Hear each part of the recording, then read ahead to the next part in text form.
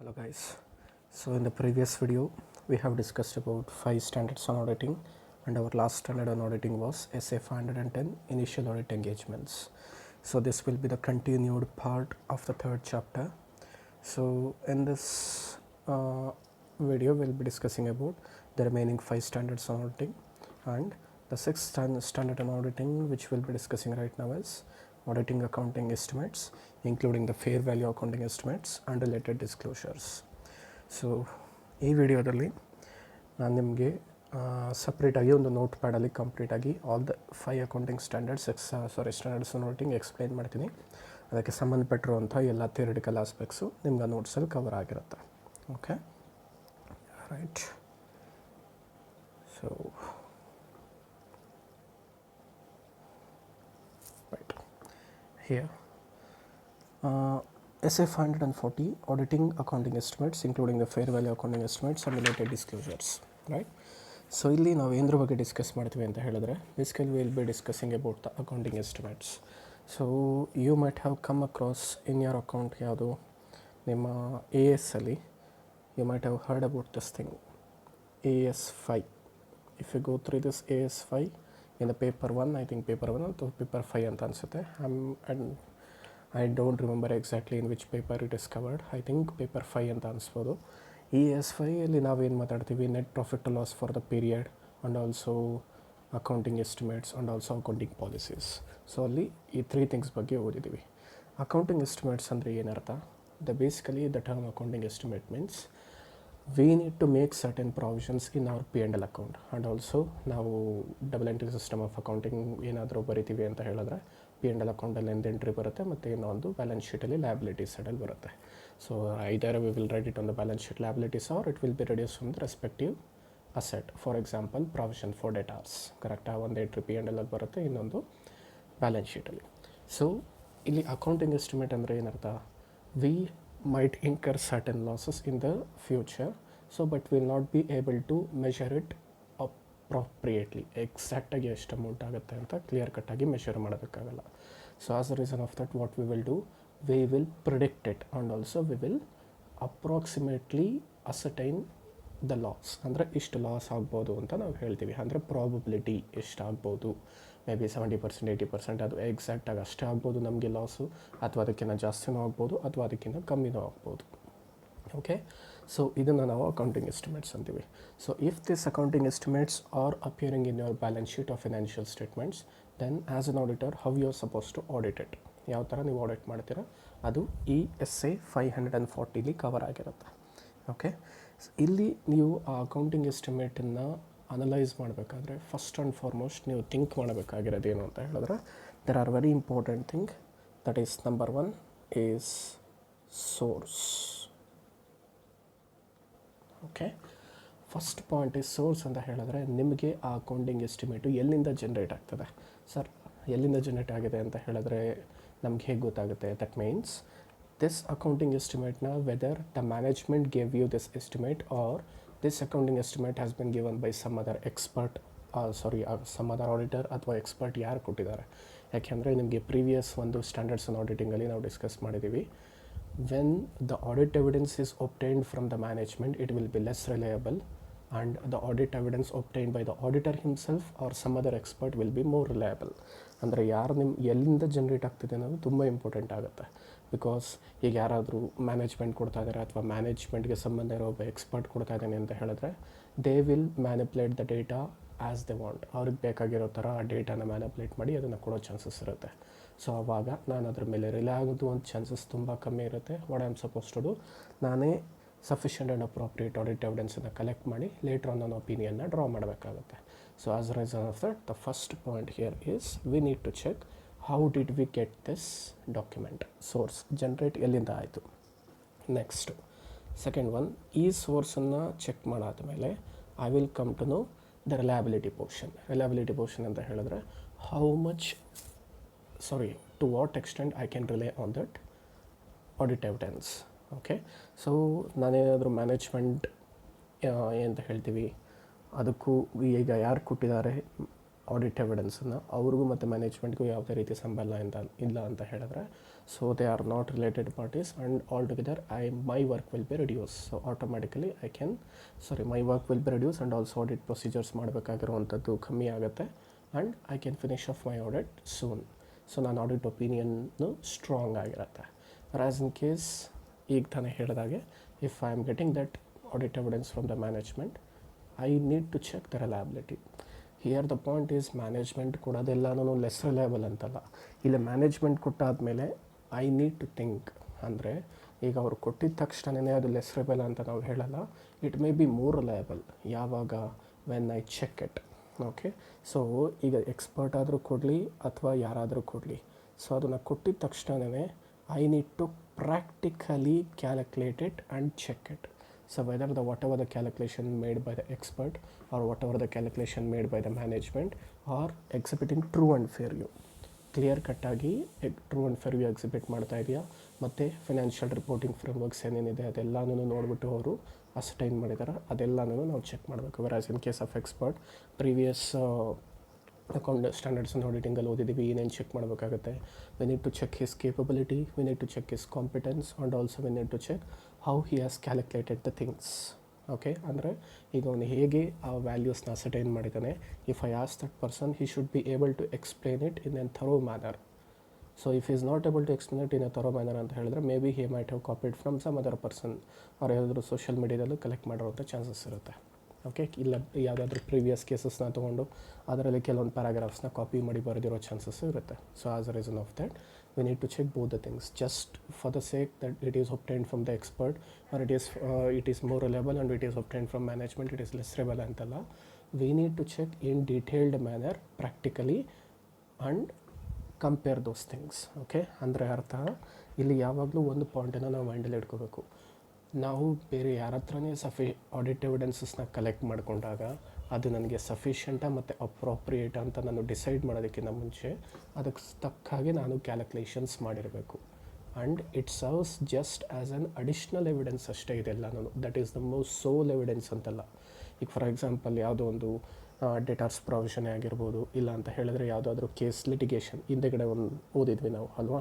So litigation ಕ್ಲೇಮ್ಸ್ದು ಏನಾದರೂ ಒಂದು details ಕೊಡ್ತಾರೆ.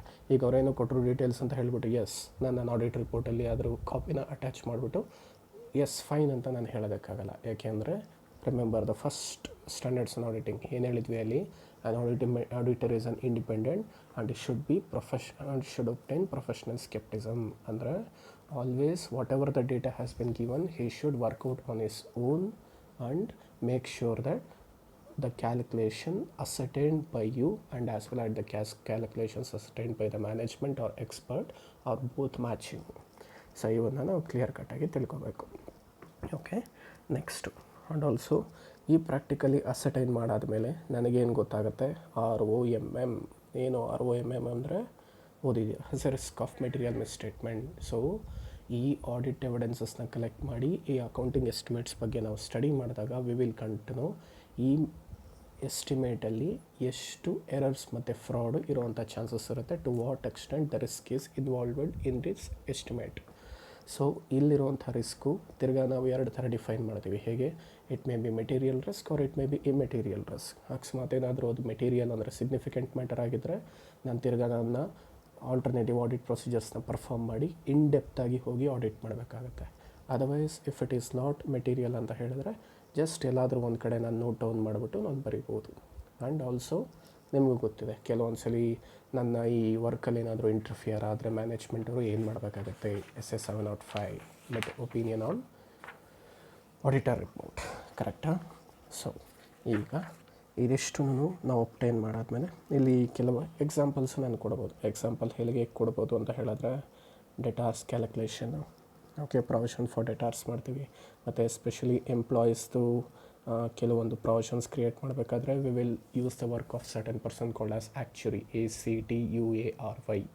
ಆ್ಯಕ್ಚುರಿಯಲ್ ಸೈನ್ಸ್ ಅಂತ ಒಂದು ಸಬ್ಜೆಕ್ಟ್ ಇದೆ. Those persons will handle all those things. Okay, because actuaries ಅಂತ ಹೇಳಿದ್ರೆ they will be well versed in the mathematics and statistics. So we will be getting information from those persons. So ಅವ್ರ ಹತ್ರ ತೊಗೊಂಡಿರೋ data ಆಗಿರ್ಬೋದು, otherwise in case of litigations and claims ಆಗಿದ್ದರೆ ಕೆಲವೊಂದ್ಸಲಿ ನಾವು lawyers ಹತ್ರ guidelines ತೊಗೋಬೇಕಾಗತ್ತೆ. ಏನಂತ, ಸರಿ ಈಗ ಯಾವುದೋ ಒಂದು ಲಿಟಿಗೇಷನ್ ಮತ್ತು ಕ್ಲೇಮ್ಸು ಕಂಪನಿ ಮೇಲೆ ನಡೀತಾ ಇದೆ ಅಥವಾ ಯಾವುದೋ ಒಂದು ಎಂಟಿಟಿ ಮೇಲೆ ನಡೀತಾ ಇದೆ. What is the probability of winning and what is the probability of losing? So if the probability of losing is more, then I have to create it as an actual liability making certain provisions. And if the probability of winning is high ಅಂತ ಹೇಳಿದ್ರೆ ನನಗೆ ಯಾವುದೇ ರೀತಿ liability arise ಆಗಲ್ಲ. It can B shown as an contingent liability. So ಈ ಥರ ಏನೇನು estimates ಆಗಿದೆ ಅದೆಲ್ಲ ಕ್ಲಿಯರ್ ಕಟ್ಟಾಗಿ ನಾವು ಸ್ಟಡಿ ಮಾಡಬೇಕಾದ್ರೆ ಇದಿಷ್ಟು ಆಸ್ಪೆಕ್ಟ್ಸನ್ನು we need to go through in detail. Okay, so ಅದರ ಜೊತೆಗೆ ಕೆಲವೊಂದು ಇನ್ನೂ ಒಂದು important aspects. Let us come back to the older thing is here. Okay, so ಇಲ್ಲಿವರೆಗೂ ನಾನು ಏನೇನು ಡಿಸ್ಕಸ್ ಮಾಡಿದೆ ಅದಷ್ಟು ಆಸ್ಪೆಕ್ಟ್ಸು ಇಲ್ಲಿ ಕವರ್ ಆಗಿದೆ. And also they have given you the detail accounting estimate ಅಂದರೆ ಏನು, ಆಡಿಟರ್ಸ್ ಪಾಯಿಂಟ್ ಆಫ್ ವ್ಯೂ, ಇದೆಲ್ಲ ಡೆಫಿನೇಷನ್ಸ್ ಇರುತ್ತೆ. You can go through this. Yes, here difference between ಅಂದರೆ ಫಾರ್ ಎಕ್ಸಾಂಪಲ್ ಈಗ ನಾವು ಬ್ಯಾಲೆನ್ಸ್ ಶೀಟಲ್ಲಿ ಕೆಲವೊಂದು ವ್ಯಾಲ್ಯೂಸ್ನ ಪ್ರೆಸೆಂಟ್ ಮಾಡಬೇಕಾದ್ರೆ ದಿರ್ ವಿಲ್ ಬಿ ಯಾವಾಗಲೂ ಈ ಎರಡು ವ್ಯಾಲ್ಯೂ ಮಾತ್ರ ಕಾನ್ಫ್ಲಿಕ್ಟ್ ಇರುತ್ತೆ. That is NRV and also fair value. What exactly do in my NRV and fair value? NRV ಅಂತ ಹೇಳಿದ್ರೆ basically you might have come across this in your inventories. ಹೌದಾ? ಏನು NRV ಅಂದರೆ it is the estimated selling price in the ordinary course of the business less the estimated cost of completion and estimated selling cost. ಅಂದರೆ for example ಈಗ estimated selling price ಅಂದರೆ ನಾನು ಮಾರ್ಕೆಟಲ್ಲಿ ಈ ಪದಾರ್ಥನ ಈಗ ಹೋಗಿ ಮಾರಿದ್ರೆ, ಈ ಪ್ರಾಡಕ್ಟ್ನ ಮಾರಿದ್ರೆ, whatever the amount I am getting is known as selling price. So ನನಗೆ 100 ರೂಪೀಸಿಗೆ ನಾನು ಮಾರಿದೆ ಅಂದರೆ 100 ರೂಪೀಸು ನನಗೆ ಸಿಗೋಲ್ಲ. ಅದರಲ್ಲಿ ಕೆಲವೊಂದು ಸೆಲ್ಲಿಂಗ್ ಎಕ್ಸ್ಪೆನ್ಸಸ್, ಬ್ರೋಕರೇಜು, ಕಮಿಷನ್ ಅಂತ ಹೋಗುತ್ತೆ. ಅದೆಲ್ಲ ನಾನು ಎಲಿಮಿನೇಟ್ ಮಾಡಬೇಕಾಗುತ್ತೆ. And also in case of work in progress and raw ಮೆಟೀರಿಯಲಲ್ಲಿ there arises cost of completion. Cost of completion ಅಂದರೆ those products are not yet completed. So ಅದು ಪ್ರಾಡಕ್ಟ್ ಕಂಪ್ಲೀಟ್ ಆಗೋದಕ್ಕೆ ಎಷ್ಟು ದುಡ್ಡು ಖರ್ಚಾಗುತ್ತೆ, ಅದು cost of completion. So NRV formula ಬರೀಬೇಕು ಅಂತ ಹೇಳಿದ್ರೆ it can be written like this. ಹೇಗೆ? It is NRV equals selling price minus cost of completion minus selling expenses. Okay, ಈ ಕಾಸ್ಟ್ ಆಫ್ ಕಂಪ್ಲೀಷನ್ಸು ಜನರಲ್ ಆಗಿ ಬರೋದು ಎರಡಕ್ಕೆ ಮಾತ್ರ. ಯಾವುದಕ್ಕೆ ಬರುತ್ತೆ ಕಾಸ್ಟ್ ಆಫ್ ಕಂಪ್ಲೀಷನ್ಸು? ಒಂದು ರಾ ಮೆಟೀರಿಯಲ್ಗೆ ಮತ್ತು ಇನ್ನೂ ಒಂದು ವರ್ಕ್ ಇನ್ ಪ್ರೋಗ್ರೆಸ್ಗೆ. there will be no cost of completion for finished goods. This is because the finished goods are already completed. Okay, right. Next, second one ಏನಿದೆ, ಎಂಟಿಟಿ ಸ್ಪೆಸಿಫಿಕ್ ಮೆಷರ್ಮೆಂಟ್. ಸೊ NRVನ measurement ಮಾಡೋದು entity ಅವರು. ಓಕೆ, ಸೊ ನಮ್ಮ product ಇಷ್ಟು ದುಡ್ಡಿಗೆ sale ಆಗುತ್ತೆ ಅಂತ ಅವ್ರಿಗಿರೋಂಥ ಕ್ಯಾಲ್ಕುಲೇಷನ್ಸು ಮತ್ತು ಐಡಿಯಾಸ್ ಮತ್ತು ಕನ್ಕ್ಲೂಷನ್ಸ್, ಅಸಂಪ್ಷನ್ಸ್ ಬೇಸಿಸ್ ಮೇಲೆ ಅವರು ಡಿರೈವ್ ಮಾಡ್ತಾರೆ. Next here we will discuss about fair value. ಇಲ್ಲಿ ಫೇರ್ ವ್ಯಾಲ್ಯೂ ಅಂದರೆ ಏನರ್ಥ? The price that would be received to sell an asset or paid to transfer liability in an orderly transaction between market participants at A measurement date and this value will be determine the market based measurement. Yes, ಅಂದರೆ ಅರ್ಥ ಇಲ್ಲಿ NRVಗೂ fair ವ್ಯಾಲ್ಯೂಗೂ difference ಏನು ಅಂತ ಹೇಳಿದ್ರೆ, in case of NRV general ಆಗಿ ನಾವು ಮಾರ್ಕೆಟಿಂದಾನೇ price ತೊಗೊಂಡಿರ್ತೀವಿ and we will be taking the market value on an assumption basis. Okay, but ಆ ಮಾರ್ಕೆಟಲ್ಲಿ ನಾವು ಎಂಟರ್ ಆಗಿ ಆ್ಯಕ್ಚುಲಾಗಿ ಒಂದು ಪ್ರಾಡಕ್ಟ್ನ ಸೇಲ್ ಮಾಡಿದಾಗ ನಮಗೆ ಏನು ಪ್ರೈಸ್ ನಾವು ಅಂದ್ಕೊಂಡಿರ್ತೀವಿ ಅದೇ ಪ್ರೈಸು ಸಿಗೋ ಚಾನ್ಸಸ್ ಕಮ್ಮಿ ಇರುತ್ತೆ ಅಥವಾ ಜಾಸ್ತಿನೂ ಇರುತ್ತೆ. It depends upon the date on which I am selling the product. Okay, ನಾನು NRV ಪ್ರಕಾರ ಡಿಸೈಡ್ ಮಾಡಬೇಕಾದ್ರೆ ಯಾವುದೊಂದು ಪರ್ಟಿಕ್ಯುಲರ್ ಡೇಟಲ್ಲಿ ಅದನ್ನು ನಾನು ವ್ಯಾಲ್ಯೂಯೇಷನ್ ಮಾಡಿರ್ತೀನಿ. ಬಟ್ ನಾನು ಸೆಲ್ ಔಟ್ ಮಾಡೋದಕ್ಕೆ ಹೋದಾಗ ಅದೇ ದಿನ there may be a chances of getting lower amount. So ಆವಾಗ ಅದನ್ನು ನಾವೇನಂತೀವಿ, it is the price that has been decided by the market based measurement. ಯಾಕೆಂದರೆ ನಿಮಗೆ ಗೊತ್ತಿದೆ, in case of market the prices gets changed on an regular basis with ಏನಂತ ಹೇಳ್ತೀವಿ, market play forces between demand and supply. So ಇಲ್ಲಿ NRV ಮತ್ತು fair value ಎರಡು. And also ಇಲ್ಲಿ ನಿಮ್ಗೆ ಅವ್ರು ಕೊಟ್ಟಿರೋದು difference between NRV and fair value as per Ind AS 2 ಅಂತ. ಸೊ Ind AS 2 ನಿಮಗಿಲ್ಲ, ನೀಡ್ ನಾಟ್ ವರಿ. ಅಂದರೆ ನಿಮಗೆ ಇಂಡಿಯನ್ ಅಕೌಂಟಿಂಗ್ ಸ್ಟ್ಯಾಂಡರ್ಡ್ಸ್ ಯಾವುದೇ ರೀತಿ ನಿಮಗೆ ಮೆನ್ಷನ್ ಮಾಡಿಲ್ಲ. You will be studying only about accounting standard. So ಇದ್ರ ಪ್ರಕಾರ ನಾವೇನಾದರೂ ಹೇಳ್ತೀವಿ ಅಂತ ಹೇಳಿದ್ರೆ, so whether we have to take NRV and fair value. ಯಾಕೆ ಅಂತ ಹೇಳಿದ್ರೆ always we will be taking into consideration the fair value. ಹೌದಾ? Because we need to check there should be no major differences between these two things. Higher ಅಂದರೆ differences ಇರ್ಬೋದು, but whatever the differences arising between these two things should not be significant. ತುಂಬ ಜಾಸ್ತಿ ಇರಬಾರ್ದು. If it is minute, need not worry. ಎರಡು ಯಾವಾಗಲೂ tally ಆಗುತ್ತೆ ಅಂತ ನಾವು ಹೇಳೋದಕ್ಕಾಗಲ್ಲ. Okay, next is, risk assessment procedures and related activities. ಇದಾವಾಗಲೇ ನಾವು ಓದಿದ್ದೀವಿ ಏನೇನು ಮಾಡ್ತೀವಿ ಅಂತ. ಇನ್ನೊಂದ್ಸಲಿ ಇಲ್ಲೊಂದ್ಸಲಿ ಹೈಲೈಟ್ ಮಾಡ್ತೀನಿ. Number 1, the auditor. ಈಗ ರಿಸ್ಕ್ ಅಸೆಸ್ಮೆಂಟ್ ಪ್ರೊಸೀಜರ್ ಅಂದರೆ ಏನೇನು ಅಕೌಂಟಿಂಗ್ ಎಸ್ಟಿಮೇಟಲ್ಲಿ ರಿಸ್ಕ್ ಕವರೇಜ್ ಆಗಿದೆ ಅಂತ ನಾವು ಕವರೇಜ್ ಆಗಿದೆ ಅಂತ ನಾವು ಐಡೆಂಟಿಫೈ ಮಾಡಬೇಕಾದ್ರೆ we need to check all this things. ಏನು? Number 1, the requirements of the applicable FRF, financial reporting frameworks ಪ್ರಕಾರ ಅವರು ಫಾಲೋ ಮಾಡಿದಾರಾ ಇಲ್ವಾ ಅನ್ನೋದನ್ನು ನಾವು ಒಂದ್ಸಲಿ ಕ್ರಾಸ್ ಚೆಕ್ ಮಾಡಬೇಕು. Number 2, how the management identifies those transactions, event and condition that may arise to the need for the accounting estimate. ಅಂದರೆ ಒಂದು ಇನ್ಫಾರ್ಮೇಷನ್ ಅಥವಾ ಒಂದು ಆ್ಯಕ್ಟಿವಿಟಿ, ಟ್ರಾನ್ಸಾಕ್ಷನ್ ಅಥವಾ ಇವೆಂಟ್ಗೆ ಅಥವಾ ಫಿನಾನ್ಷಿಯಲ್ ಆ್ಯಕ್ಟಿವಿಟಿನ ಇದು ಅಕೌಂಟಿಂಗ್ ಎಸ್ಟಿಮೇಟ್ ಅಥವಾ ಅಕೌಂಟಿಂಗ್ ಪಾಲಿಸಿನ ಅಂತ ಅವರು ಡಿಟರ್ಮೈನ್ ಮಾಡೋದಕ್ಕೆ ಯಾವ ಥರ ಅವರು ಏನು ಹೇಳ್ತೀವಿ, on what factors it will be divided, whether it is an accounting estimate ಅನ್ನೋದಕ್ಕೆ ಅವ್ರು ಏನು ಗೈಡ್ಲೈನ್ಸ್ ಫಾಲೋ ಮಾಡ್ತಾರೆ in order to identify it as accounting estimate. And also third one, ಅದನ್ನು ಐಡೆಂಟಿಫೈ ಮಾಡಾದಮೇಲೆ what are the procedures or methods used in order to calculate that accounting estimate. So ಇಲ್ಲಿ ಬ್ರ್ಯಾಕೆಟಲ್ಲಿದೆ ನೋಡಿ, methods, assumptions and use of experts. So method assumptions ಅಂದರೆ management ಅವರೇ ಡೈರೆಕ್ಟಾಗಿ calculate ಮಾಡ್ಬೋದು. And estimates ಅಂತ ಹೇಳಿದ್ರೆ ಇಟ್ ಮೇ ಬಿ ಎಕ್ಸ್ಪರ್ಟ್ ಅಂತ ಹೇಳಿದ್ರೆ where they will not be able to conduct the proper estimate, so they will take help of some other person, outside person. Okay. And also fourth one, the auditor shall review the outcome of accounting estimates included in the prior period financial statements. Yes, ಇದನ್ನು ನಾವು cross check ಮಾಡಬೇಕು. ಅಂದರೆ what is the accounting estimates which has been done in the current year and also accounting estimate which has been done in the previous year. ಯಾಕೆಂದರೆ ನೀವು ಕರೆಕ್ಟಾಗಿ ಜ್ಞಾಪಿಸ್ಕೊಂಡ್ರೆ PFD account, PFD ಅಂದರೆ ಇಲ್ಲಿ ಪ್ರಾವಿಷನ್ ಫಾರ್ ಡಿಪ್ರಿಸಿಯೇಷನ್ ಅಲ್ಲ, provision for debtors account. So provision for debtors ಅಕೌಂಟಲ್ಲಿ it's just simple ಆಗಿ ಒಂದೇ ಒಂದು ಅಕೌಂಟ್ ಬರೋದು ತೋರಿಸ್ತೇನೆ. Okay. So let us think this is a deep format. So this is a provision for debtors account.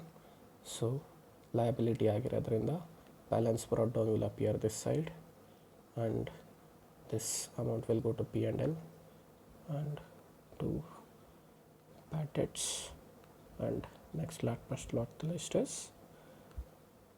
final thing, balance carried down. Okay.